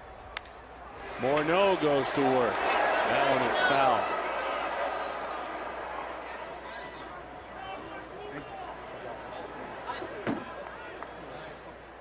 Kubel with high fives all around, and for Jason, his last 41 games have been big. On the ground into center field. The Twins feeling good about themselves now, 3rd time through against Micah.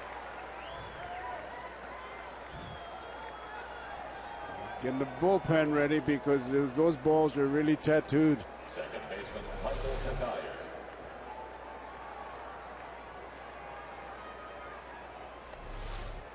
Sam Demmel warms our Nissan Foxmo a moment ago. Now Charles Nagy calls time, and he will have a conversation with Micah Owings. Won't be much strategy talked out there right now. He's just going to try to settle him down as much as he can and give Demmel a chance to warm up in the bullpen. Those balls were really hit.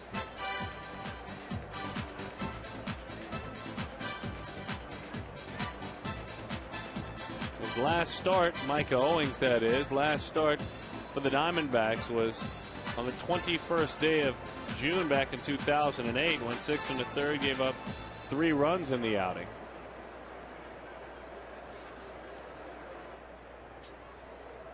Remember, he was involved in the deal. Micah Owings was the deal that brought Adam Dunn from Cincinnati out here to Arizona.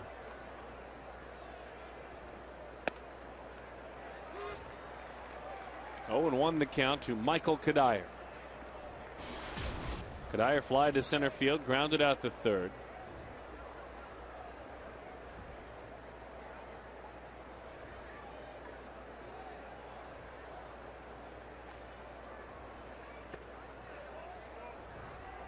Kadire now a player that has been around long enough as he edges closer to 1,000 hits. When he removes that hat, there's a lot of salt to go with that pepper now. And he's had a nice career.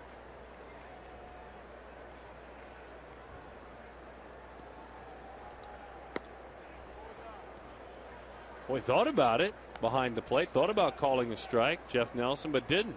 That right hand almost went up.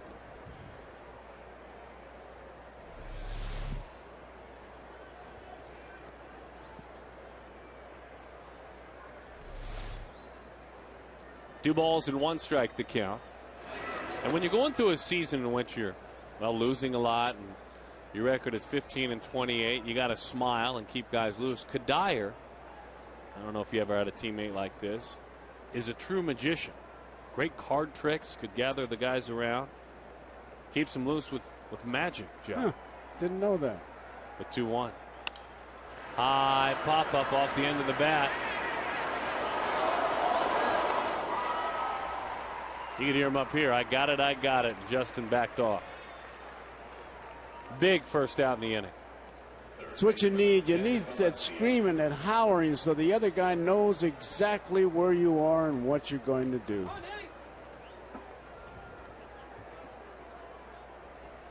Center fielder's the quarterback, correct? Oh, yeah, he runs it. He's the guy.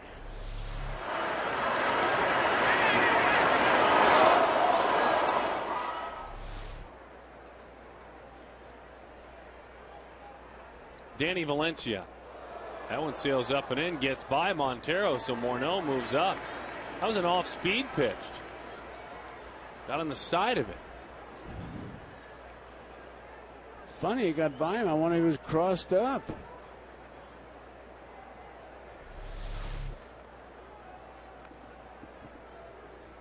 Well, he never moved.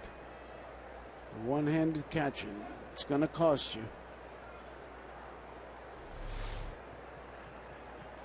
So we were talking about before the game. I said to him, you know, when the ball gets by you, it makes your pitcher look wild. The ball wasn't that far off the plate. It was a ball, no doubt about it. Comes right back and darts the outside corner. When the ball gets by you, it makes your pitcher look wild. Yeah. Doesn't do much for his confidence, I guess. No. Especially if there's a guy on third. There isn't one there now. But you expect the guy on third, the catcher, to be like a handball court, to be the wall. They're not together. Well, obviously have to shake up the signs with a runner on second.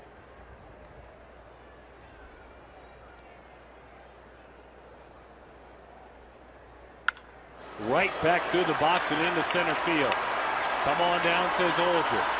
Young to the cutoff man, and a run scores, and suddenly these Twins, well, that crack of the bat, that sound, these Twins finding themselves offensively here in Arizona. 2 RBIs in the ballgame for Valencia. And I think Kirk Gibson is going to make that call to the bullpen. I'll tell you, it was a moment ago I was asking you about Micah Owings. In this inning, he hit the wall. He did. He lost it all. Right down the middle. Every ball's been really hit right on the screws.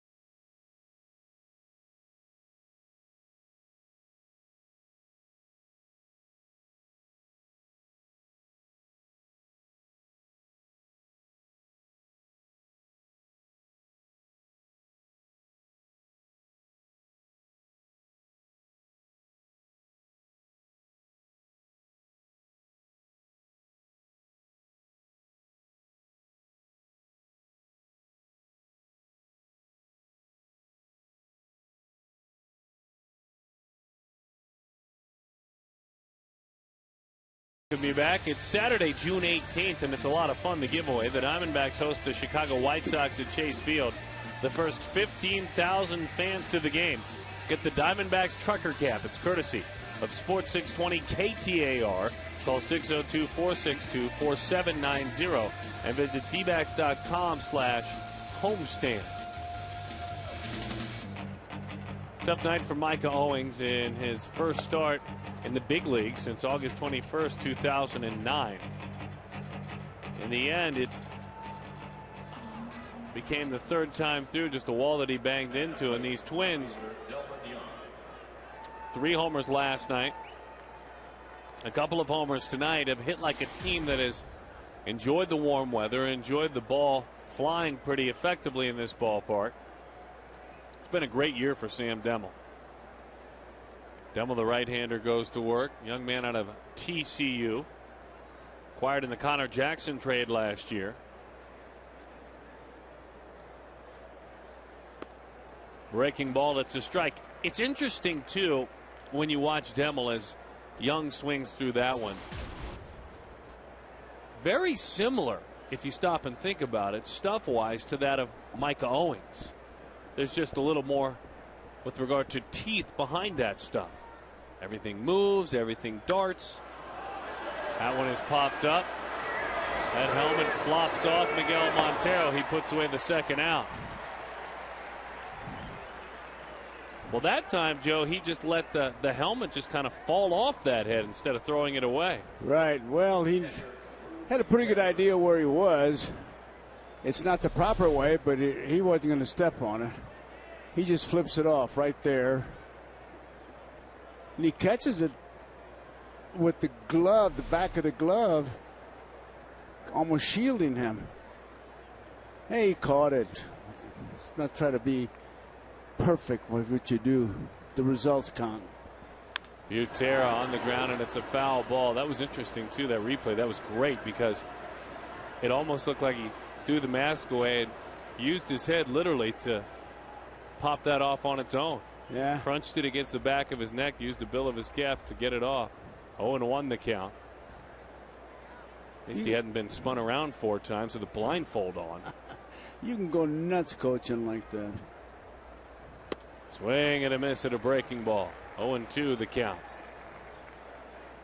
I remember Ray Cott asking Campanella, who was great at catching him, he said, You don't ever miss him. He said, no. He said, see, a foul ball goes up one chute and comes down another chute. You just got to pick the right chute. Campy was great. Firm breaking ball away. I remember seeing Roy Campanella, your experiences, my experience, a generation beyond yours, seeing him at Dodger Stadium all the time, enjoying the game, being so kind to children. Hall of Famer Roy Campanella, folks. Great sense of humor. Love to laugh. 0-2 the count. I hit a ball one time with one of the little slug bunch, you know, that lands in front of home plate. He threw me out by 50 feet. When I came back, he said, we ain't going to play you to pull anymore. That hurt. You see a man on deck, young man by the name of Ben Revere with 2 outs. And with regard to the pitch count, these are decisions that Ron Gardenhire doesn't have to deal with when he manages in the American League, but he's got the talented speedster, and looks like that may be it for Baker.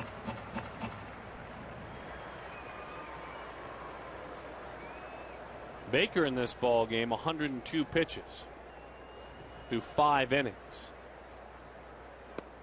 Swing and a miss. Well, we'll see now. Revere didn't hit. There was a man warming in the bullpen, because I'm telling you this, the Diamondbacks will be thrilled to see anybody but that man.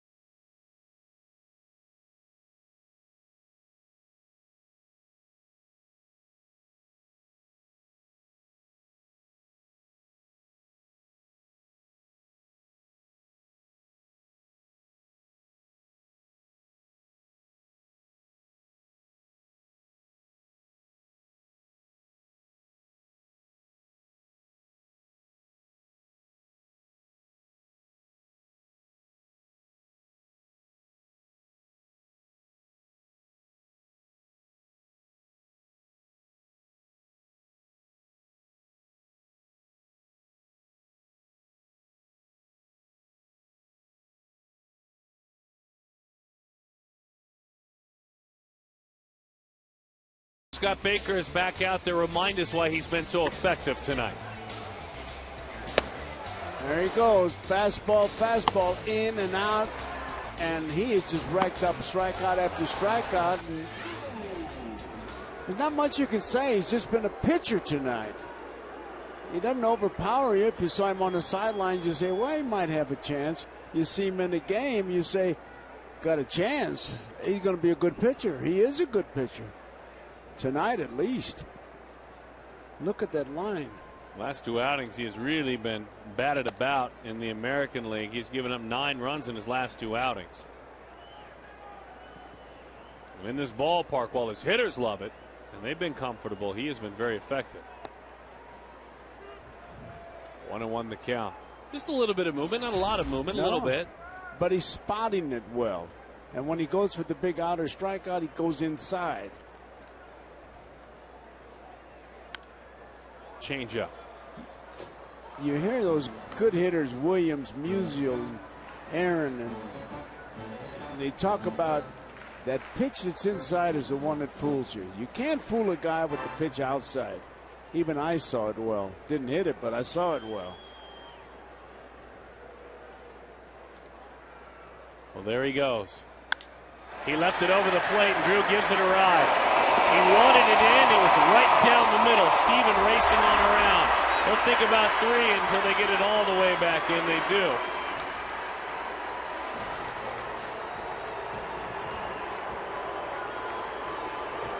They wanted it inside. Right. The pitch you were talking about. Exactly. But it wasn't.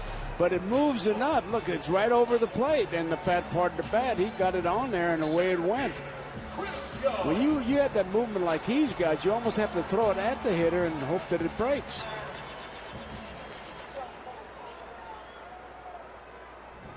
At the end of this play, there's a great lesson for all you baseball players, no matter your position. The first baseman, Justin Morneau, look at it, just in case. That's the first baseman there, folks. All the way 90 feet to the bag. No spectators. Well, hey, if you want to watch the game, buy a ticket.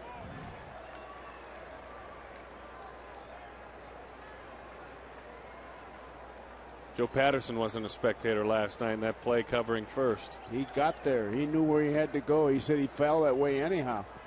Well, that may be, but he knew what he had to do, and he did it. He did it in a hurry. Bullpen still getting hot now for the Twins. We've got to find a way to at least cash in and get the 1 across here. This is when hitters have to concentrate on just getting that hit and keep it going. A lot of managers will tell you that home runs usually break up a rally. You lose the momentum, believe it or not.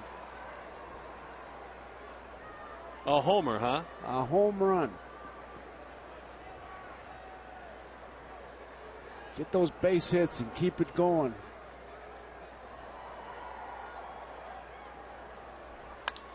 Belted down the line. Fair ball.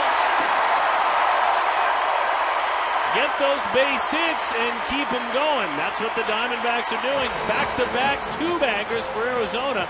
Getting interesting, 4-2. And I wouldn't be surprised to see Gardenhire come out.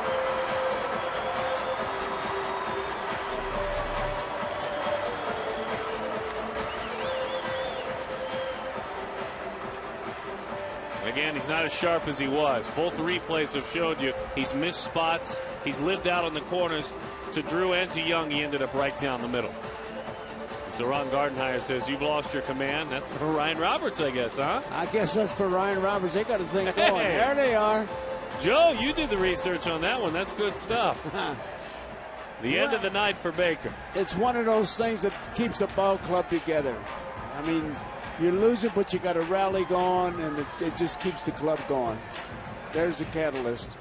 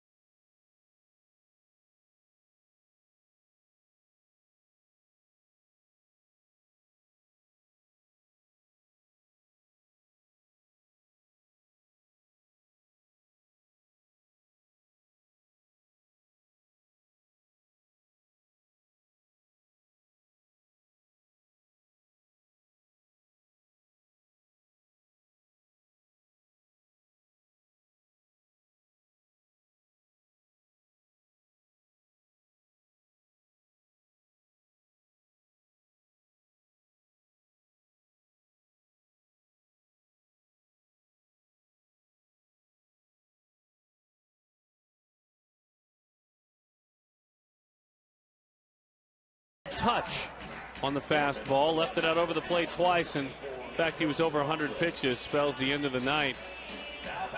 Phil Dumitre takes the baseball, comes on for just the 4th time this year. Phil had his contract purchased from Rochester, where he did great work in an ERA of 1.15. And a quick reminder, too, before we get to more offense, that any time a Diamondback player hits a homer, it's a Fulton Holmes homer, $150 to the Central Arizona Mountain Rescue Association. So, Joe and folks at home, the lefty is on, and lefties Montero, Miranda, and Parra are ready to go.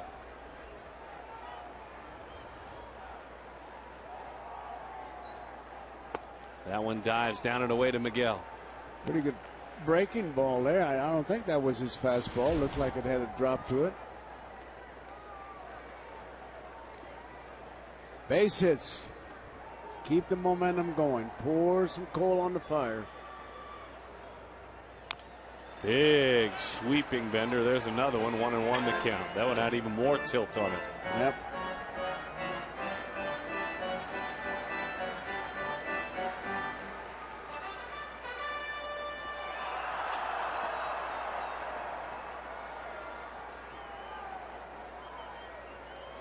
Dumitre, originally a Red Sox first-round pick out of Bakersfield, California. And he's a veteran minor leaguer, as that one is fouled off.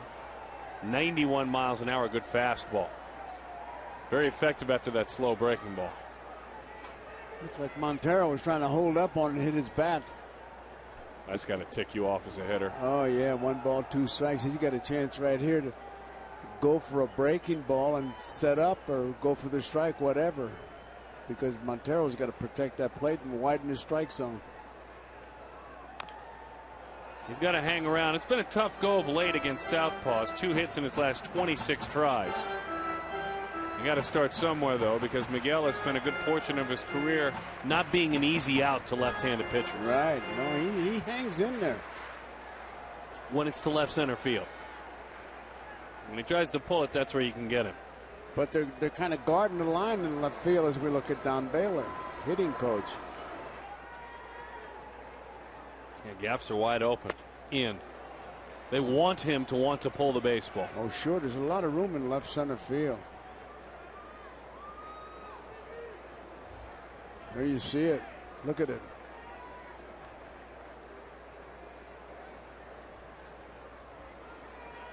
Span the center fielder straight away. Back in there. Right back in there.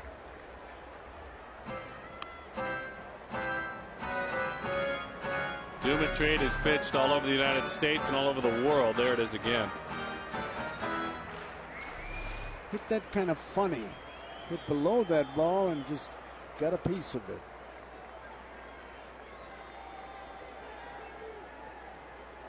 Two and two the count. Well, he laid off. How bad do you want it if you're Dumitre? More than 10 years in the minor leagues, and last year pitched in Korea. Whoa. Not Japan, which is a higher league, but Korea, which is a secondary league. And once bad enough, he's back in the big leagues.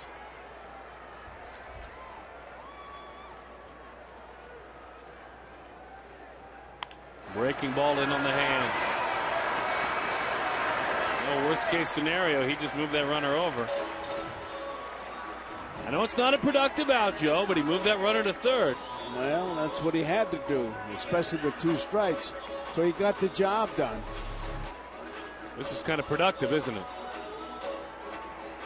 You're not going to get me to say it.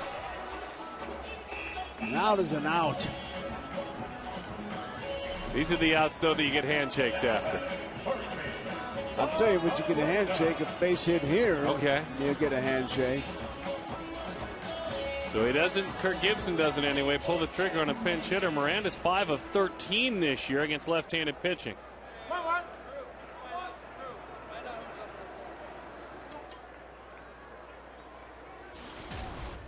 He was talking before the game about facing left-handed pitching.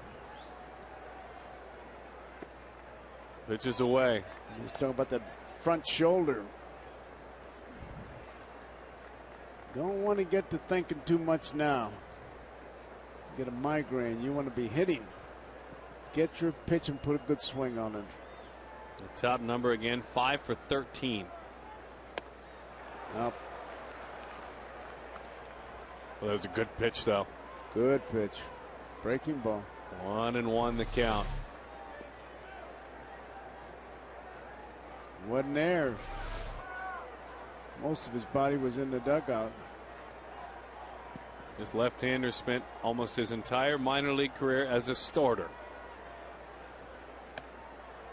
Didn't get the call, up and away. 2-1 the count. Juan Miranda.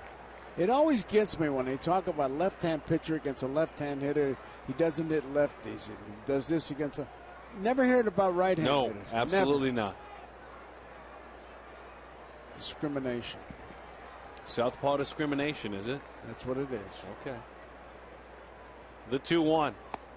Low, 3-1 the count. Now is when you look for a pitch.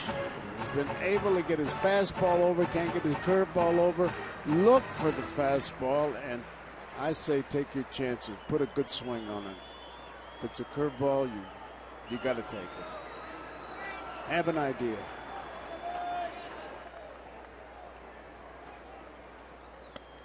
That's high. Do him a breaking ball. That surprises me because it wasn't even close. One more lefty for the journeyman throughout the minor leagues, Phil Dumitrate, to face at Gerardo Parra.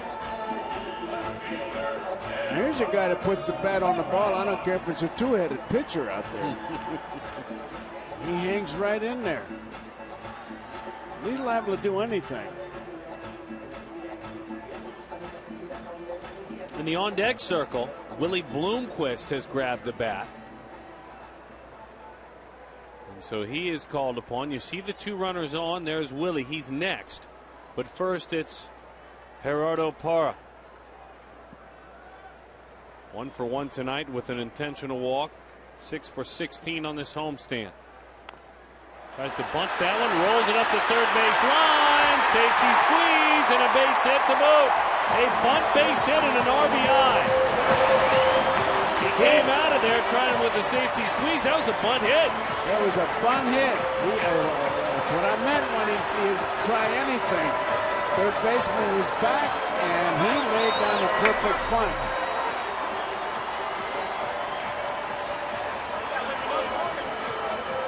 Chaz Roberts' air conditioning cool play. It almost looked like he fouled that ball off initially, like it got a piece of his body, because he bunted it straight down by his feet. Look at Gibson. He had a big smile on his face. There it is. He very rarely tells his face about a smile, I'll tell you that. But he liked that one. You were talking about this team and the meetings that opposing teams have about the Diamondbacks. We'll continue this conversation when we come back. It's just a different approach now when you get ready for Arizona. You're right.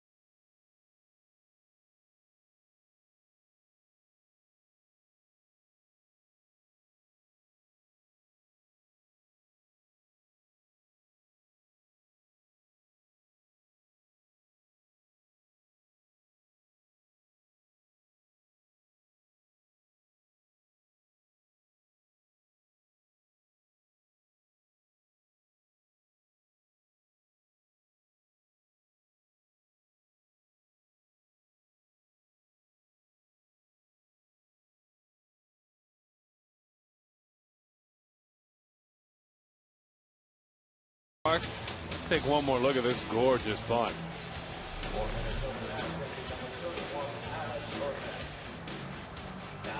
He not only gets it fair, he deadens it. Third baseman, no chance. See, he was back. Interesting. I'll tell you tomorrow what you got to do, Darren, is find out, was it called or did it just happen? Yeah, that's something worth finding out, no doubt about it.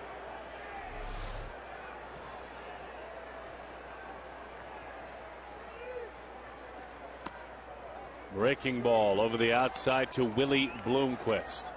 Missed 3 weeks on the disabled list with a hamstring injury. Alex Burnett is the man on the mound. This is a one-run game. This bullpen for Minnesota over the last 3 weeks has been awful. They have really struggled as Bloomquist takes a high strike. A little bit more on the little things like bunting. We bring Brad back in. Brad? Yeah, you know, we had obviously a lot of fun with the bunting practice the D-backs took yesterday thanks to Kirk Gibson's swan dive over there at first base. But he was really pleased with the work they got in, pleased with what they did last night. And obviously he's thrilled with what Gerardo Parra was able to do right there. This team is going to revisit fundamentals and get things right, and they're certainly doing things so far. A little roller. This is a tough play. Barehanded attempt. Willie! He got it. Boy, a fine play at third by Danny Valencia. That's a big-time play right there. It's a do-or-die play. Grabs it barehanded, makes a strong throw, accurate throw. Major league play. They practice that many different ways. He got him by a half step. He was running hard.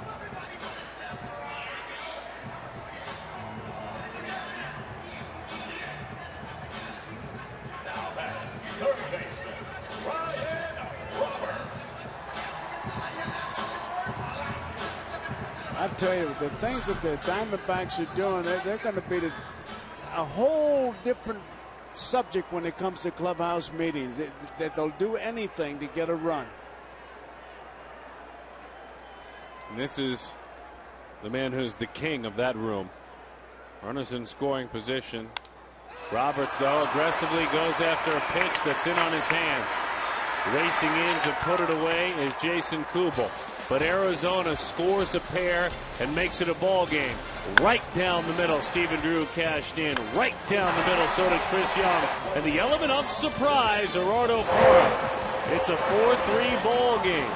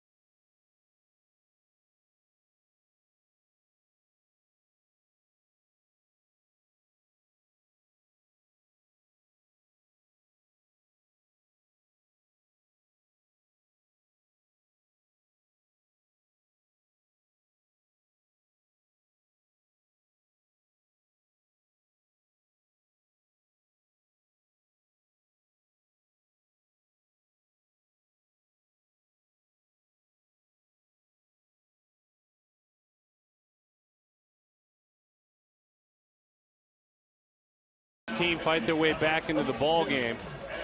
Gerardo Parra. Our text poll tonight, talking about the DH, maybe in the National League Park.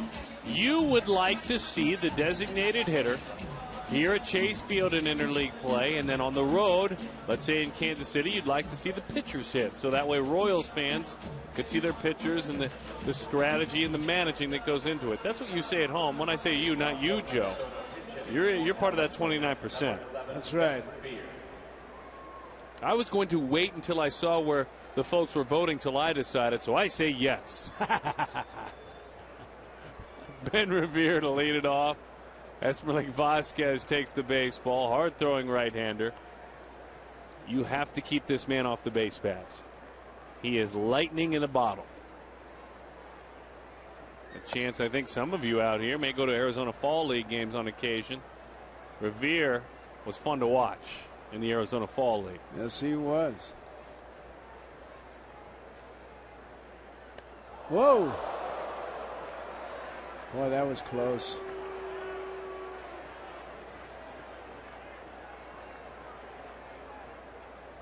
I thought they had him. Look at that ball. It's going right at him.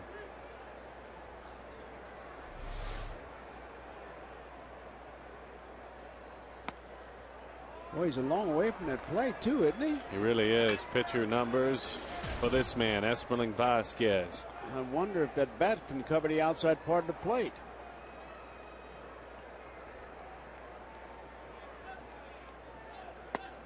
There's a strike. I tell you, your team is grabbing some momentum. Bunts and hits, and you're in a ball game. Really important for the relief pitcher to come in and get going with strikes. Right. Keep that momentum going. He helped him. He spoiled a pitch. That was ball 4. That was, no question. He just ran back and pumping, too.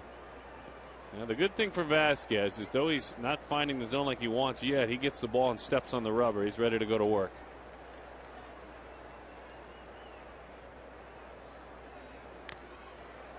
There he is, right down the middle, making Revere attack the baseball. That bunt base hit for Arizona, just their 5th of the season. That puts them at about league average. Teams like Colorado, they have 10. New York, the Mets have 9. Diamondbacks didn't bunt at all like they should have last year.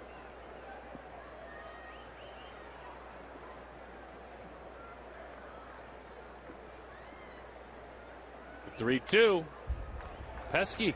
And the thing about bunting like that, and bunting for the base hit, it isn't something that you wish for and it just happens. You work at it. You have to work at it. Baseball is fun, yes, but it's also work. And part of that day when we saw Kirk Gibson take the tumble, he was at the very end of what was about a half-hour drill.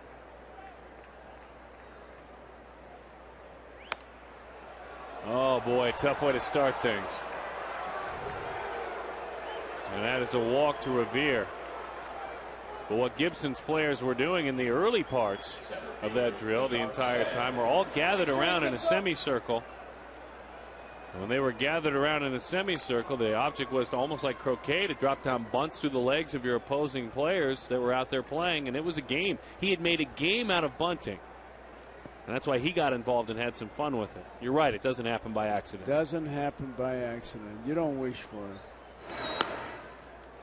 And when Kirk Gibson says bunting practice is optional, you better really listen clearly to what that means, optional. Because if you don't take it, you're optioned. Very well said. Denard Span. Back to the screen it goes. He hit that right out of Montero's glove. Boy, I tell you, I'm just glad to see all these things happening because I just know, having played and had meetings, this is what they're going to do. They're going to be talking about the bunt, coming from second on a wild pitch and scoring, things like that.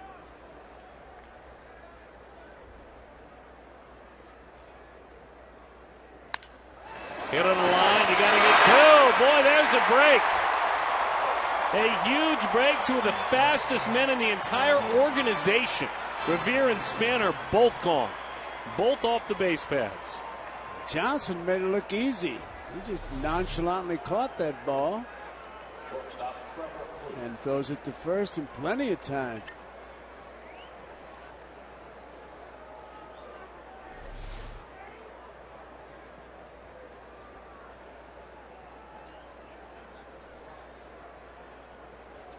Here's Trevor Plouffe.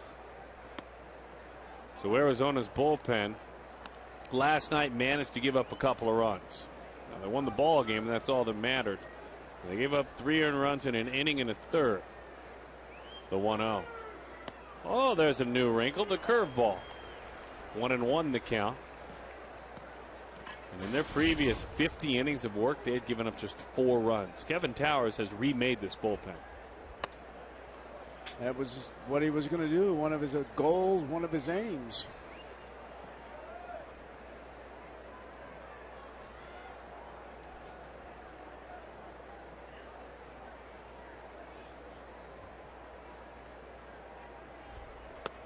Outside, 3-1 the count.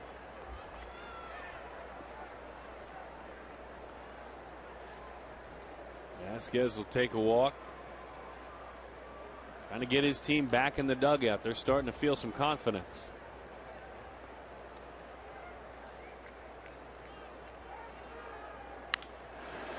Three and 2 the count to Plouffe. You're talking about a Twins bullpen that if you can tee them up just right, in their last 3 weeks, their ERA's over 7. Really struggled. Giving up a bunch of homers, a lot of walks. Joe Nathan trying to rebuild his career. Coming back from Tommy John surgery. There you go. Got some help. Strike 3. We're standing up and stretching out here at the ballpark. Will it be a Diamondbacks comeback tonight? The heart of the order is due up in the bottom of the 7th.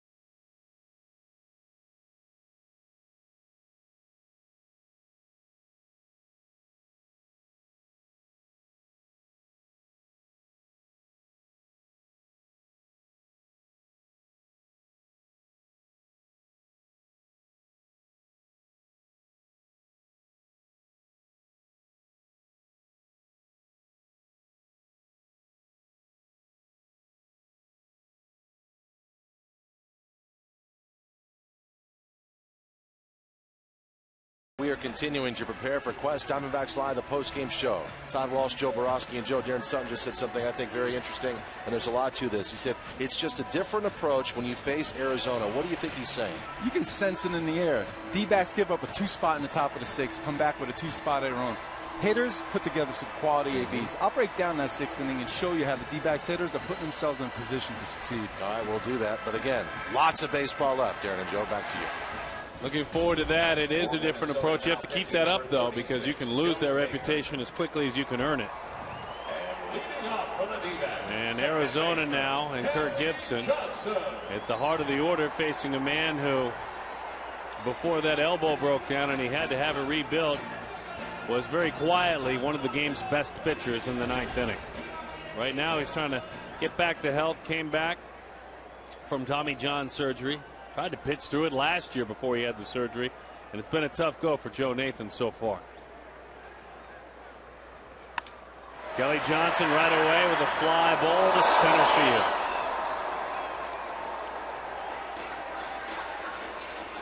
One thing about the Diamondback ball club this year, I mean, as opposed to the last couple of years, they're not playing that station-to-station baseball.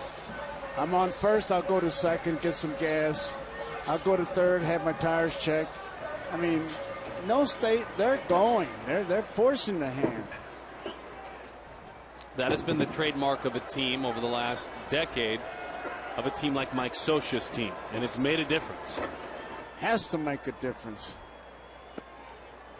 When you go to work against a team like Mike Scioscia's team, and again, Arizona has to do it for more than 6 weeks for it to be a full-fledged reputation and an approach. The beauty of that, Darren, is that you learn to like that style. Mm-hmm. Well, how could you not, right? Popped up. Nice play by Morneau. This is not his ballpark. And that style of baseball, by the way, that you're talking about, that's been a trademark of the Twins, and especially in their indoor park for years.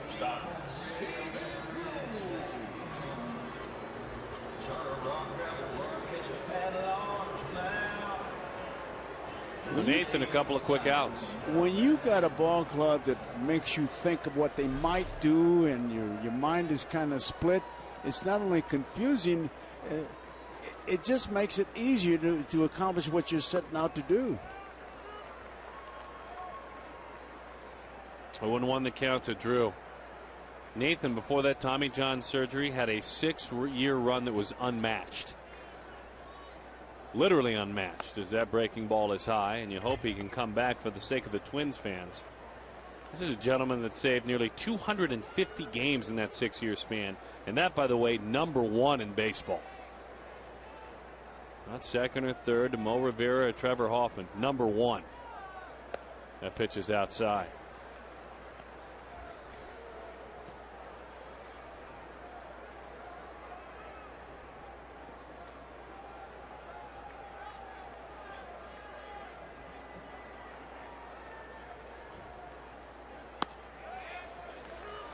And that's not all. I mean, when you talk about those saves, that's one thing, but this is a 6-year run with a sub-2 ERA. 91% of the games, and opposing hitters did nothing. The other guy on that list was Applebaum's on the ERA list, and Marmol is on the batting average against list. Swings and he misses. Looked pretty good tonight, didn't he?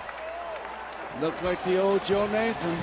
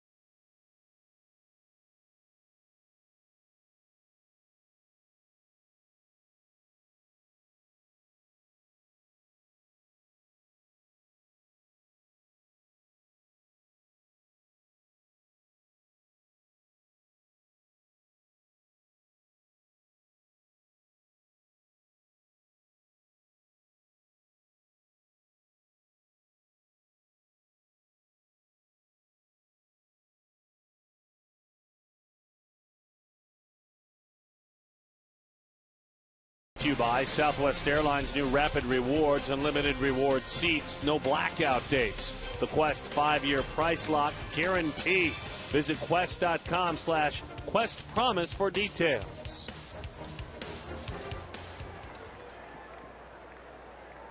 Joe Patterson, heroic last night. Right back to work, left-hander from down low. 0-1 the count to Jason Kubel. 19 appearances without a run allowed. He has allowed 3 other runs that were not his to score, but that is 17 of 20 runners he has inherited. He has cleaned off the base paths. I tell you, he comes from so far from the side. Looks like he's throwing from behind the first base coach.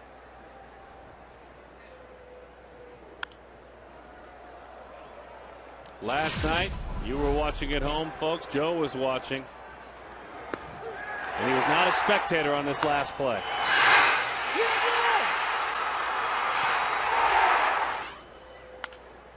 Broken bat, base hit, Jason Kubel. So these lefties are dealing with him again. Put the bat on the ball, anything can happen.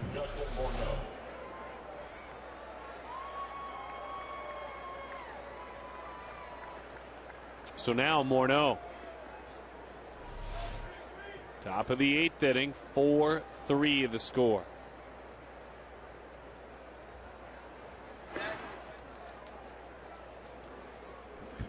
You talk about one-run games, it seemed like that's all Arizona was dealing with for a stretch. They're 10-7 this year in one-run games. They've actually won 4 straight one-run games in a row. That wasn't the case on the recent road trip.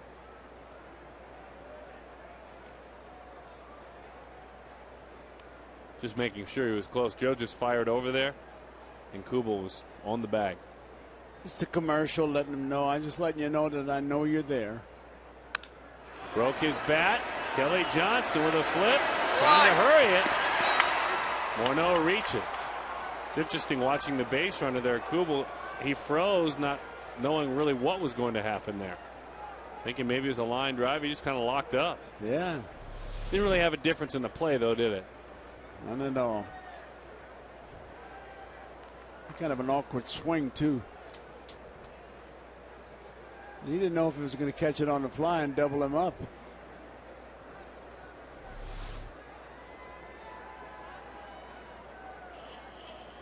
So the runner belongs to Joe Patterson at first. Aaron Heilman comes on, 1 out.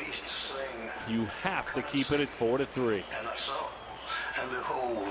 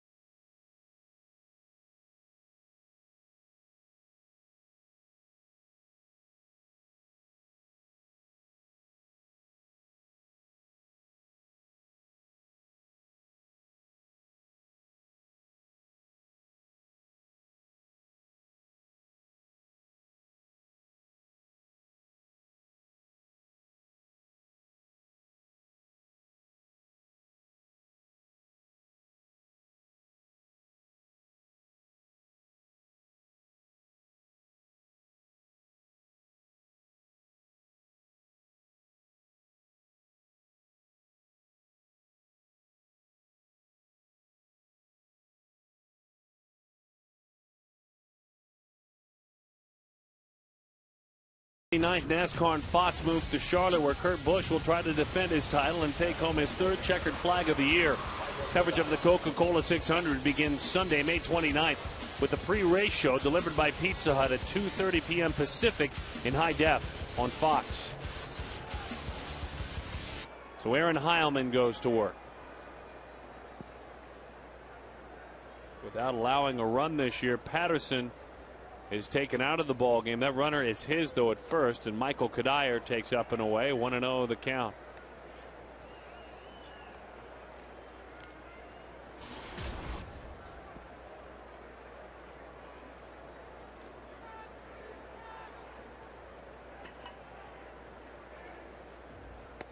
Changeup way out front. He's got good arm motion.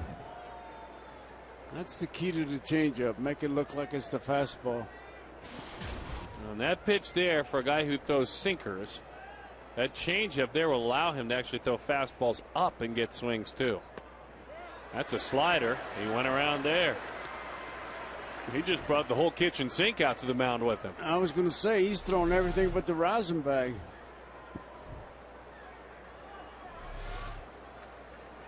The right-hander, the Indiana native who pitched at Notre Dame. Throws another slider, 2-2 the count. A little bit too far outside. He wants to feed off that greed we talked about. So now we know, folks, he's shown him the changeup, fooled him badly, slider as well. Still hasn't gone up the ladder with a fastball. Let's see. Give him another changeup. Head coach Scotty Olger, good guy. Getting the booing there. Getting a hard time. Fans are into it.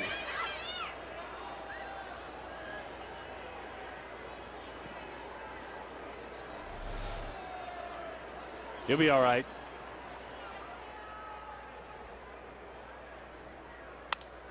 Right in the kitchen. Got to hurry just to get one. He can't. Right over the top of it, Stephen Drew. He finally threw him a fastball, and he couldn't do anything with it. Jammed him. Just hit in the perfect spot. Got to give him a hit.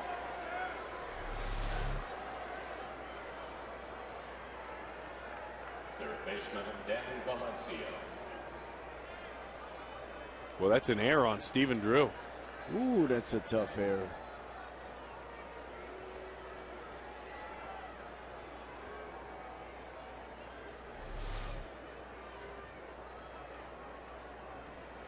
So now Danny Valencia, and if you're Heilman, you do the same thing. You have a right-handed hitter. You've got to keep it at 4-3. Find the lower part of the strike zone and let Steven atone for that miscue, which was a tough play, and get another ground ball. Valencia's had a great series. Homered yesterday, homered today, singled in a run. 5 home runs, hitting .228. You never know it by what he's done here.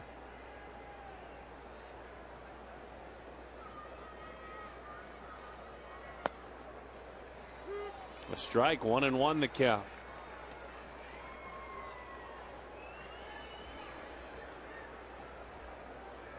University of Miami is where he played collegiately. 19th round pick. The Twins don't draft a lot of college position players. Change up, 1-2. Got in a good spot, out of the strike zone low. And he chases it. He misses that by a foot. You see a pitch like that and a hitter react as he did. That's where you know years back where the phrase pulled the string came from. It's like the pitcher has it. And when he gets ready, he just jerks it out. When he sees you start your swing. Outside. Good heavy fastball. Well, he's fishing for that ground ball. He wants it badly. Here's his pitch of decision, though. He doesn't want to go 3-2.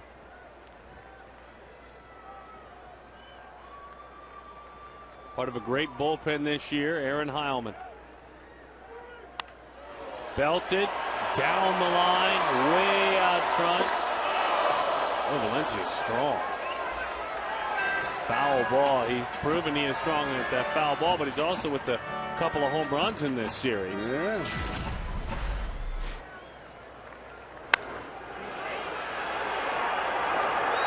A no-doubter against Juan Gutierrez, and then tonight went fishing on a breaking ball. You were surprised that one went out. I was, because he doesn't swing that hard. It's not a home run swing he puts on it.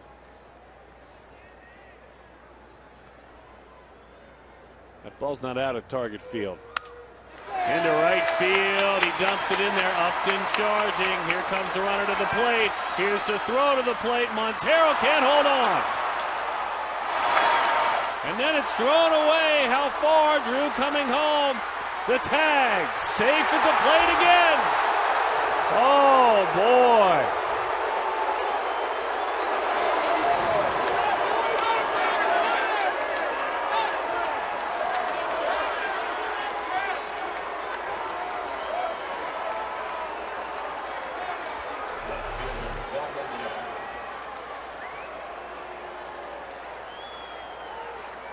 starts with this.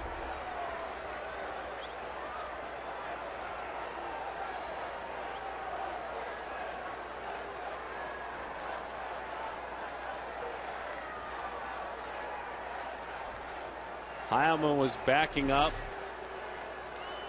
Couple of hops on the throw from Upton. Swing and a miss. Joe Patterson now has allowed his first run of the year. Here again, Joe.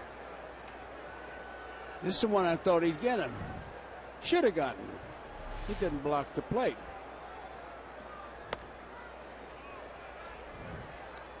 Kind of an awkward approach at home plate, too. So, Joe, you're never perfect in this game, and that's the first run he has allowed this season. Huge, huge runs. Great pitch in on the hands. Roberts is there. Well, that's a blow to the midsection, those two runs right there. Oh, yeah. You didn't expect that second one. He's got the ball in plenty of time. The base is wide open. Still looked like he might have got him. Kadaya, really awkward slide. Didn't slide at all. No, he stumbled in.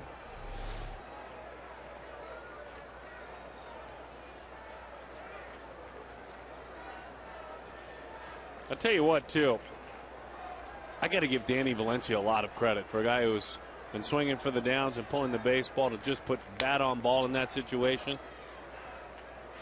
What a backbreaker. And you knew there'd be a play at the plate. Had to be. With Upton's arm.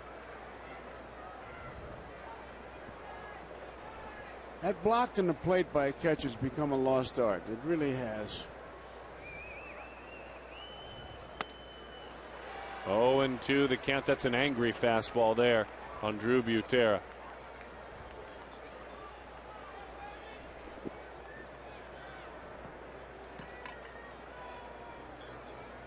Two errors on that play, by the way. An error on Upton to allow the player to go to second, and an error on Heilman to allow the base runner to score. So 4 errors in the ball game for the Diamondbacks. 3 errors in this inning.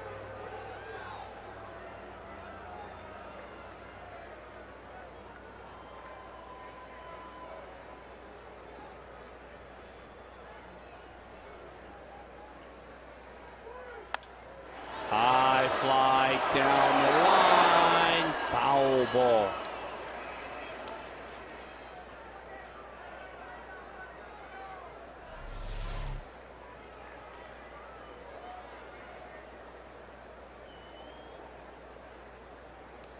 But tough to call, huh?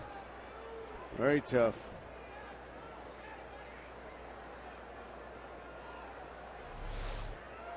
One and two the count. Right back through the box. Kelly Johnson sets himself, fires. That's a fine play. But an inning in which there were 3 errors, it took a fine play to clean things up. Boy, you talk about a big blow to the midsection. The Twins just delivered it.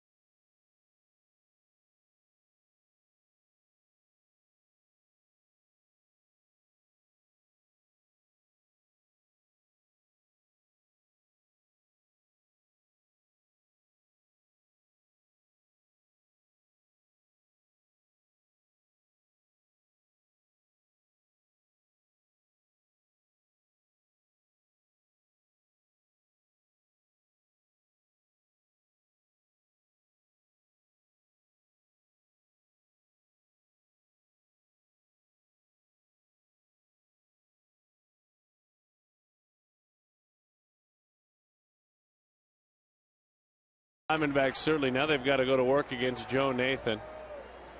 Nathan, who rarely did you ever see for more than an inning when the 9th inning was his. He comes right back out there because he looked honestly great. When he pitched an inning ago, he looked like closer Joe Nathan, not surgically repaired, struggling elbow Joe Nathan.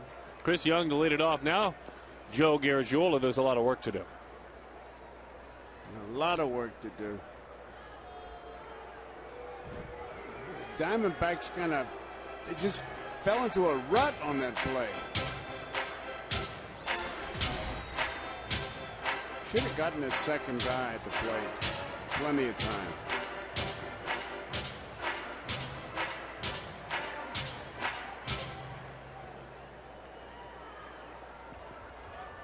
Now you still need base runners. You still need to string together hits, as you said. Oh.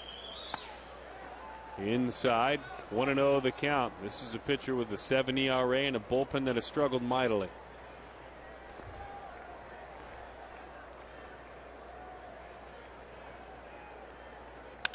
Broke his bat. There's base hit number 1. Chris Young's got a couple of hits tonight. He just decided he was going to pull that pitch away. And his bat, it paid the price for it, but it's a hit. It's a good start.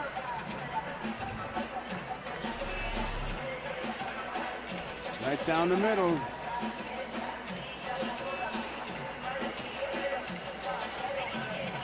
So southpaw out of the bullpen. Ron Gardenhire gives Joe Nathan a handshake and a trip to the showers. We'll step aside. Glenn Perkins comes on. We'll tell you more about him when we come back.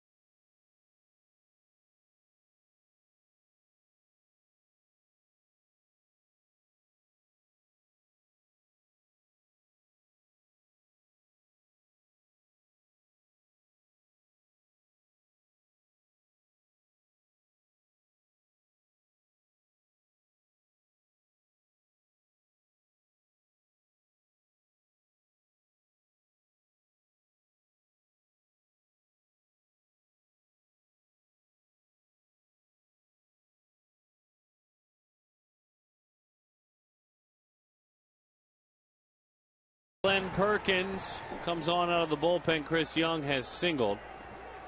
Perkins touched up a bit last night in the outing. 2/3 of an inning, gave up 1 earned run, but that's about all he's given up this year.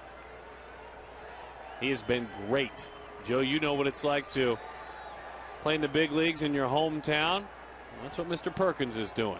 He's a Minnesota boy, born and raised. You did it in St. Louis.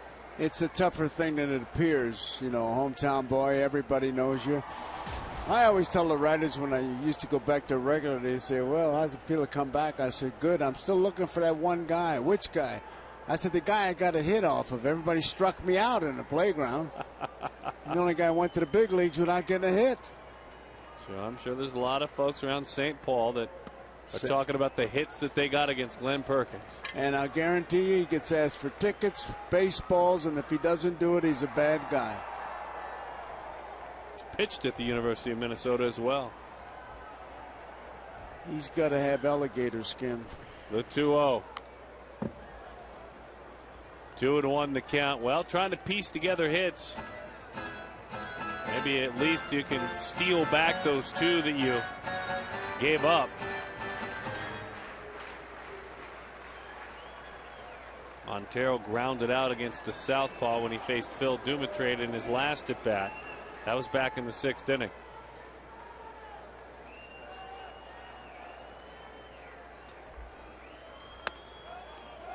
Outside. Well, appreciate that call. Yeah, that went on the corner, did you? I had it a strike myself. But I'm not umpiring, and that's good. The 3-1. Hot shot, base hit, right field. Chris Young had to freeze for a moment until that ball got through. Runners on first and second for the Diamondbacks. How about Miguel Montero hanging in there? Hung right in there, and now you got the tying run at the plate. He may be hurt, the pitcher. They're coming out. The trainer's coming out. Gardenhire's coming out. Umpire's out there. I would imagine he started ahead to cover first base and did something at that point.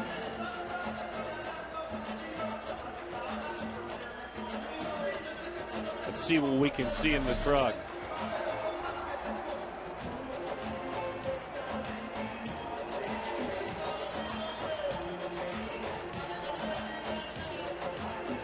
Boy, something happened there, and he's out of the game. I mean, this is it. While we showed you that replay, that's it.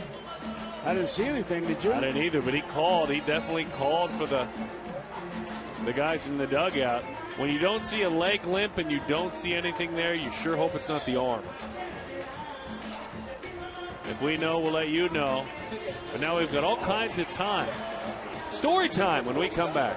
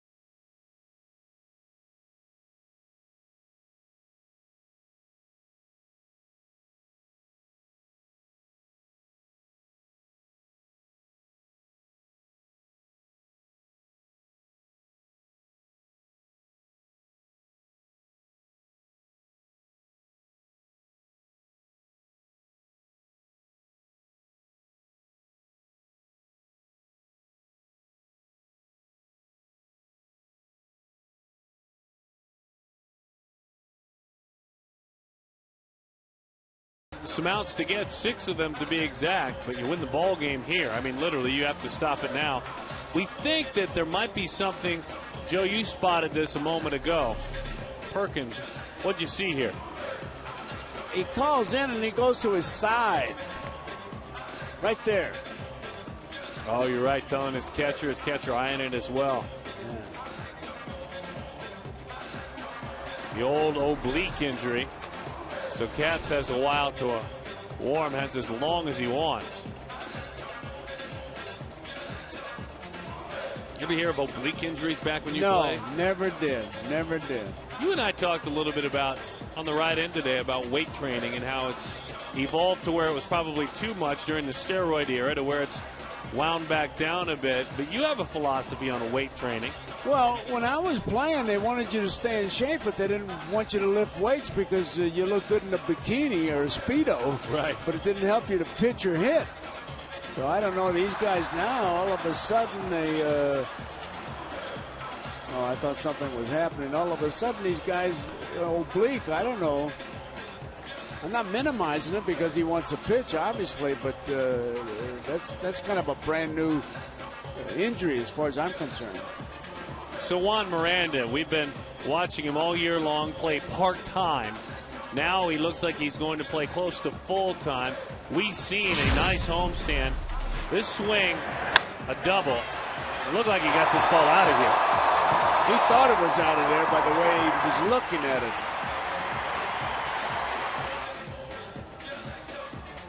Confidence, that's such a huge part of this game. He's starting to feel it. And I think part of, you don't want anyone to lose their job, but I think when an organization says, okay, one of the guys we're letting go find work elsewhere, that's a vote of confidence for Juan Miranda. Absolutely. Well, it's certainly easier for Gibson that will work with 2 first basemen as opposed to 3. Caps will let you know when he is ready. He has as long as he wants. Quick reminder, tomorrow, by the way, we'll have the ball game for you on Fox Sports Arizona. Francisco Liriano, who earlier this year threw a no-hitter. When he threw the no-hitter, he had nearly a 10 ERA. He faces Daniel Hudson, who is just about stride for stride the last 3 or 4 weeks with Ian Kennedy as one of the co-aces of this staff, the young right-hander. All right, here we go. There's Kennedy looking on, and next to Daniel Hudson. 2 guys you can build around going forward. Absolutely. Got some good young arms in that Diamondback dugout, I'll tell you. Caps has a conversation, a long one on the mound. Well, they're going over signs, making sure. I'm positive of that. No strategy involved. There's nobody out here. What do you think of that young man, Josh Colmenter? Oh, amazing. He's still in the learning process, so that funky delivery's helped him. He knows it, but he's learning just like the hitters are learning. Like his chances.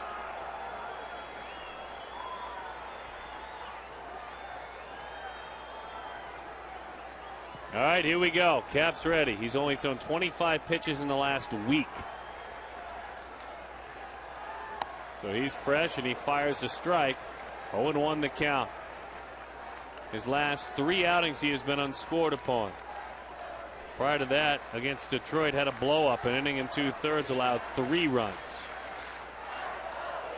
Good crowd tonight. Almost 40,000 fans making noise.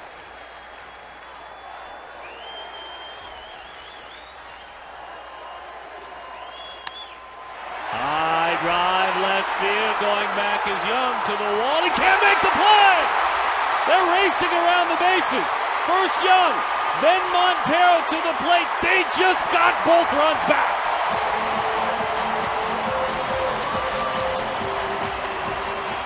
What a gorgeous piece of hitting by Juan Miranda, who went the other way and nearly hit it out of here.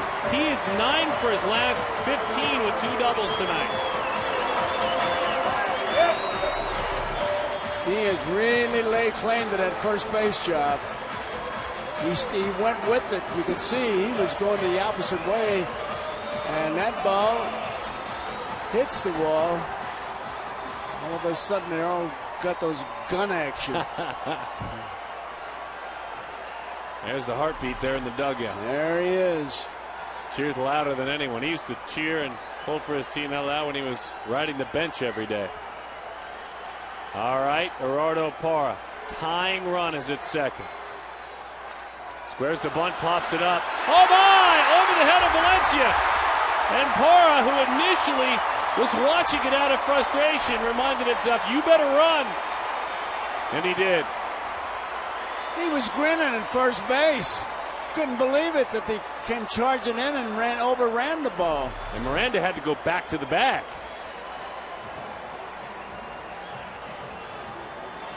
And I mean, it wasn't even that close. A 3-hit night. Taking a long time. They made a last-minute decision, and they opt to go with Josh Wilson here. Wilson called upon, I would imagine, again to bunt. I tell you what, this has really been a Halloween inning. For both sides. Both sides, yeah, the whole inning. You bet. Starting in the top of the 8th. Balls flying everywhere. 3 errors in the inning. Oh, I mean, you talk about trick or treat. It's happening.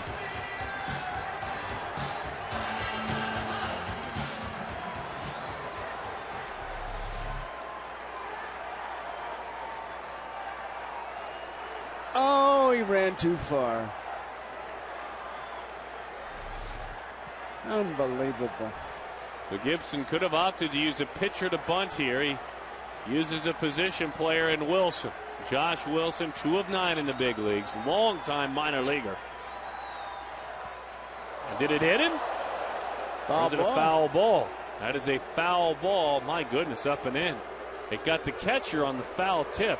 So Butera went down 0-1.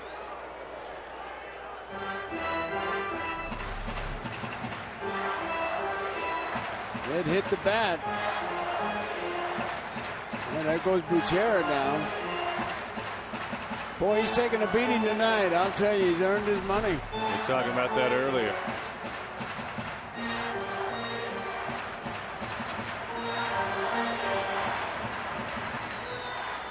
It's full set of signals from Valencia. How will they defense the bunt? I don't think it'll be that wheel play. The shortstop's way over near second base. It'd be a race to get over to third.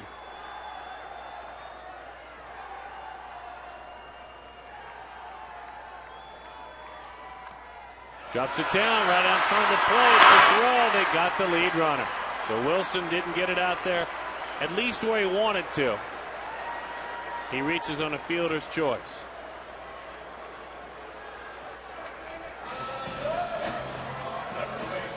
Let's see this one more time. Boy, I tell you, Butera really fires that ball. Not even close. So you have one that nearly hits you in the chest. You try to bunt, you get another one. You do what you're supposed to do as a hitter. You deaden the baseball. It just died very quickly on that dirt out front of the plate. So tough break. They will have to get beyond it. They've had plenty of tough breaks. Well, here is Ryan Roberts.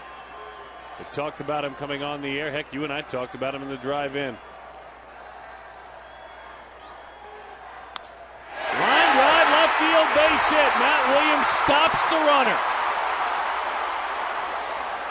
And Parra came flying around the bases. Ryan Roberts again with a big hit. And the first pitch. He was hitting the first pitch the last 3 times up. Tell you, he's played his way right into the lineup. He doesn't really smack that ball hard, but it's just hard enough for the base hit.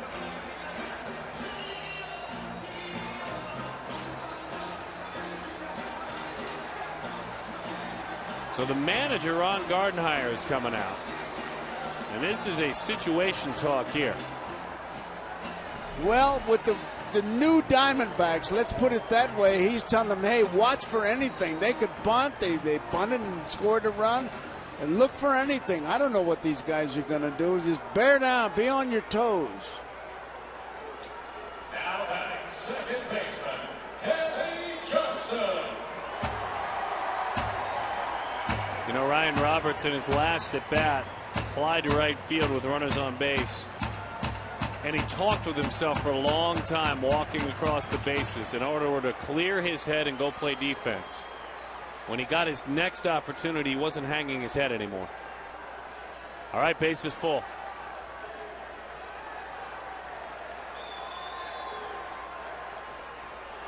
They're short at first and third, and they're deep at short and second. Even with the bag, first and third. Crowd of nearly 40,000 awaits. High, 1-0 the count. Closers are funny animals, folks. They go through their routine. They eat their saltine crackers at a certain time. They chew their bubble gum a certain way. They stretch in a certain inning. To hop up and come in and warm up right there with an injury, closers don't do that. And he has not been sharp tonight.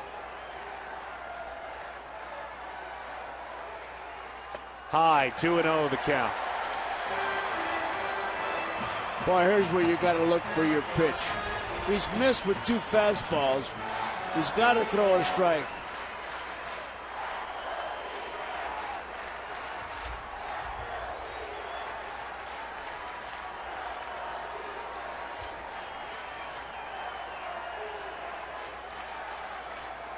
Oh for 4. It's been a tough year for Kelly.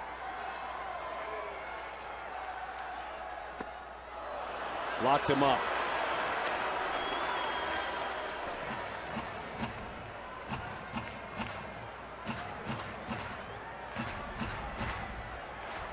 Put your rally caps on at home as well.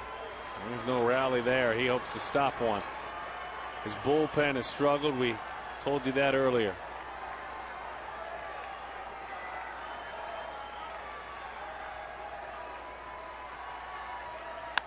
High drive, deep right field, a grand slam!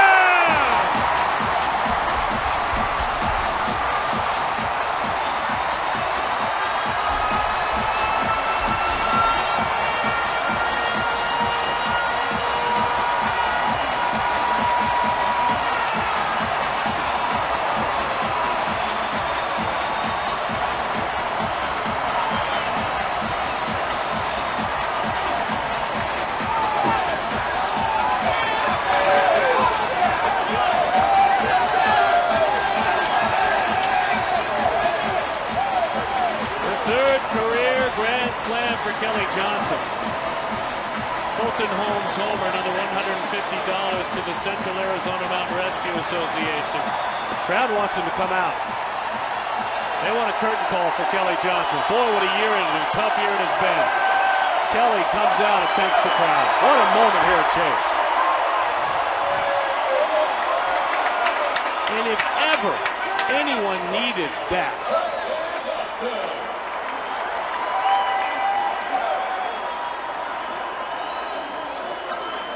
Arizona has scored 6, Joe, in the bottom of the 8th inning. They just will not quit. And smiles are all over that dugout. Upton hits it a mile high. And he is erased. 2 balls and 1 strike. You don't think he was looking for a pitch, do you? Hit it that hard. Johnson. Wow.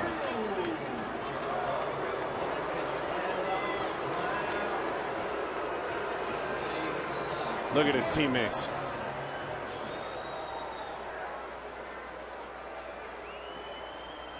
Yeah, that part's elementary.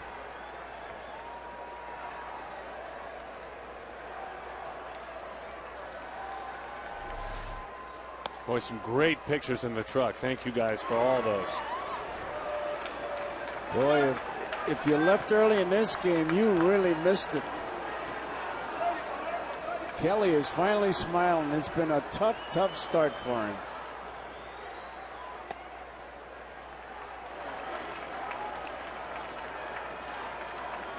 This is really the loudest this ballpark has been.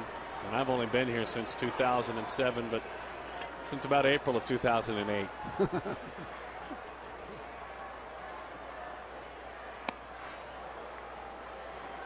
Now there are big outs to get, though. And you'd love to add on. I would imagine JJ's getting loose now. We'll get to him, Joe. You have your thoughts on Mr. Putz when he works. Oh. There they are. That's it. 2-1 to Stephen Drew. One thing about him, I said before the game, Darren and I were talking, I said they're going to have a new statistic, a scare statistic, and JJ's going to be right up there. For one thing about it, he'll throw strikes. You got to go get him. He's not going to give it to you. Inside. Kelly and his Diamondbacks trying to win their 5th consecutive game. The last time they have had a winning streak of 5 games or longer, August of 2009. More than 5 games, April of 2008. Steven fouls it off.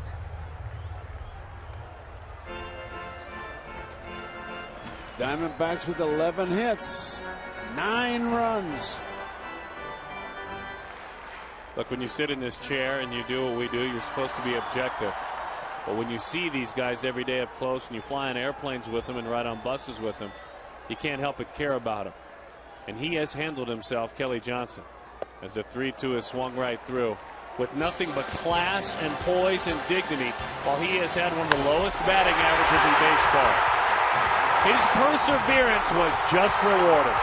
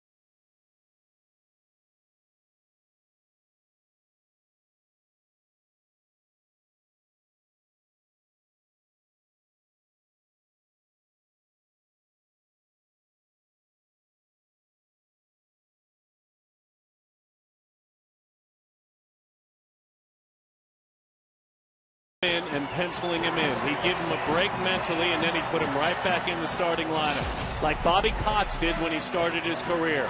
Tonight, he rewarded his manager. And all the fans that have hung in there with him, our APS high-energy performer is Kelly Johnson.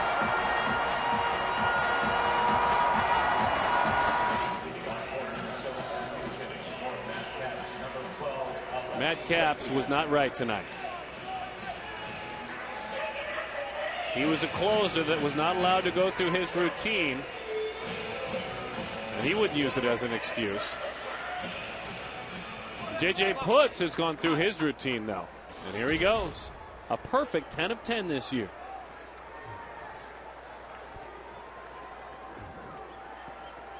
Fastball, split finger, slider. He throws all three. The split has been spotty this year. Very. So he's thrown a lot of fastballs, and there's one right down the middle. Alexi Casilla hitting 186 this year is the pinch hitter. Young man out of San Cristobal in the Dominican.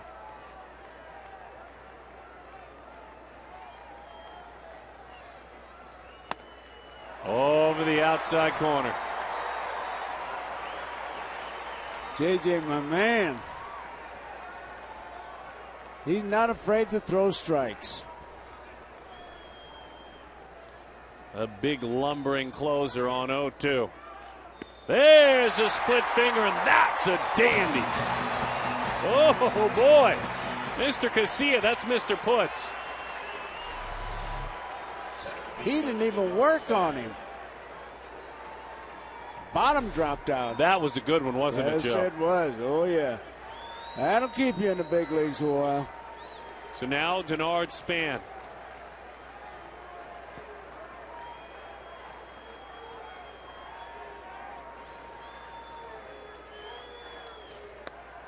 Strike. Nope, a little bit below the knees. Didn't get the call there. Roberts at third base playing in to try and take the bunt away from Span. So we were telling you earlier, trying to, as Gibson said, get on a roll. Kirk Gibson wants his team on a roll. And he's been working at it. He hasn't been wishing it. He hasn't done it with meetings and chemistry in the clubhouse and this, that, the other thing. Runs, that's what wins games. I never was really good at chemistry in high school or college. These guys are battlers, I'll tell you. They're looking for the bunt at third. Roberts is way in. Pours it in there, 2-1 to count. Span, one of those pesky leadoff hitters, great speed, but you've got to play that bunt. He's in tight, Roberts. You see a good look at him. He's going to bunt. He's going to have to drag it. Flips it up into the seats. All right, so he's got to believe in that split now, folks. You just saw one. You saw one to Alexi Casillas that he wanted nothing to do with. But he's commanded his fastball, so we'll watch together at home. Pick a pitch. Fastball or split or change up or what? Don't want to go to 3-2 if possible. The 2-2. Fastball, ground ball. Roberts to his left. Hurries it over. Off the bag, safe.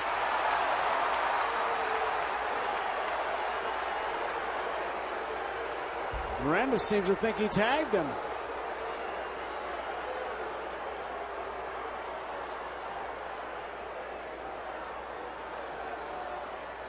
Gibson thinking about going out. He's coming out. He got him. Must have been out of position.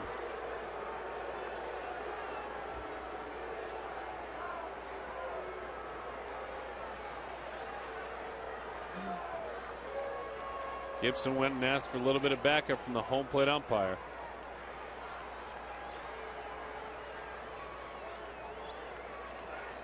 I got to be honest, folks. I saw one replay that was somewhat telling. I saw two that didn't tell me anything. So that is an error on Roberts, the 5th error of the game. When the last time was Arizona made 5 errors in a game and managed to win. 1-0 the count on Trevor Plouffe.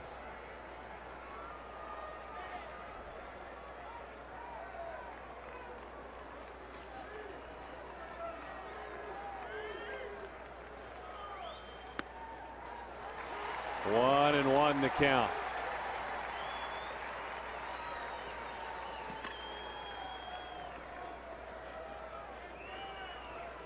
The key is, by the way, on that call, and that's a very tough call by Marty Foster. If you throw it right to the first baseman, he'll just call out. And his foot's on the bag. The 1-1. Swing and a miss.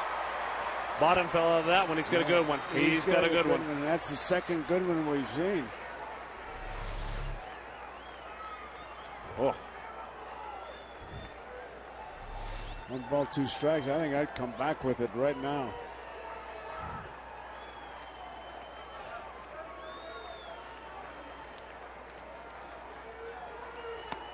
That was it. It fluttered. It stayed inside. It didn't dive like you wanted. No. But better to miss in, I would imagine, with that pitch.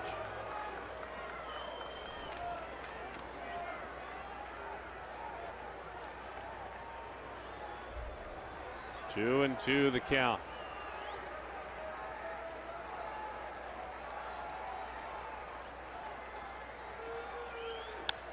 In on his hands, it's popped up into right field. 2 outs in the inning. Here's Kubel.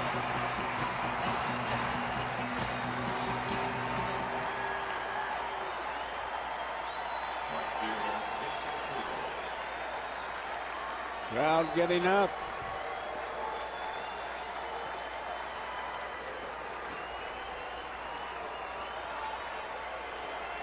Arizona had tallied 2 errors in a ball game a handful of times. That's the highest they had gone to tonight, trying to overcome 5. JJ fastball up and away. He overthrew that one.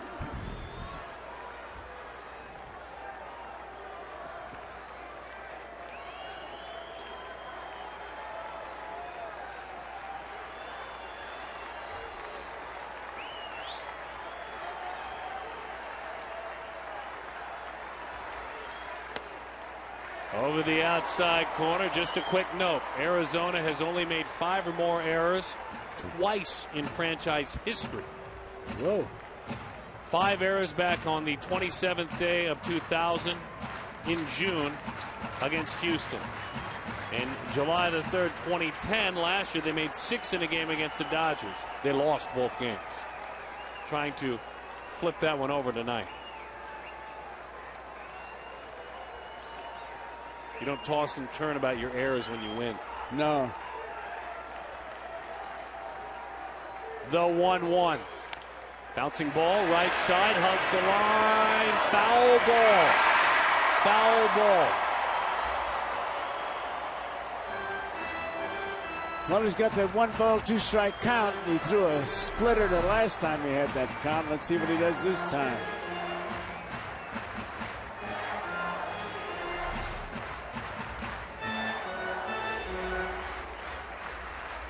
Ah, look at the Michigan meat hooks. I love it. We nicknamed that the other day. They turned them into J's. He made a play with his bare hand. Yeah. Well done, folks. Well, the big fella, the Michigan meat hook, looking to lock this thing down. The 1-2. Got him! Split-fingered fastball. The Arizona Diamondbacks have won 7 of their last 8 ball games. They have won 5 in a row, and this, folks, is their longest winning streak since 2009 in August. What a night for Kelly Johnson. 236 game span since they have won like this. A lot of good nights for a lot of players, I'll tell you that. JJ did a great job. He missed out 1.5 foot, that splitter. Look at him.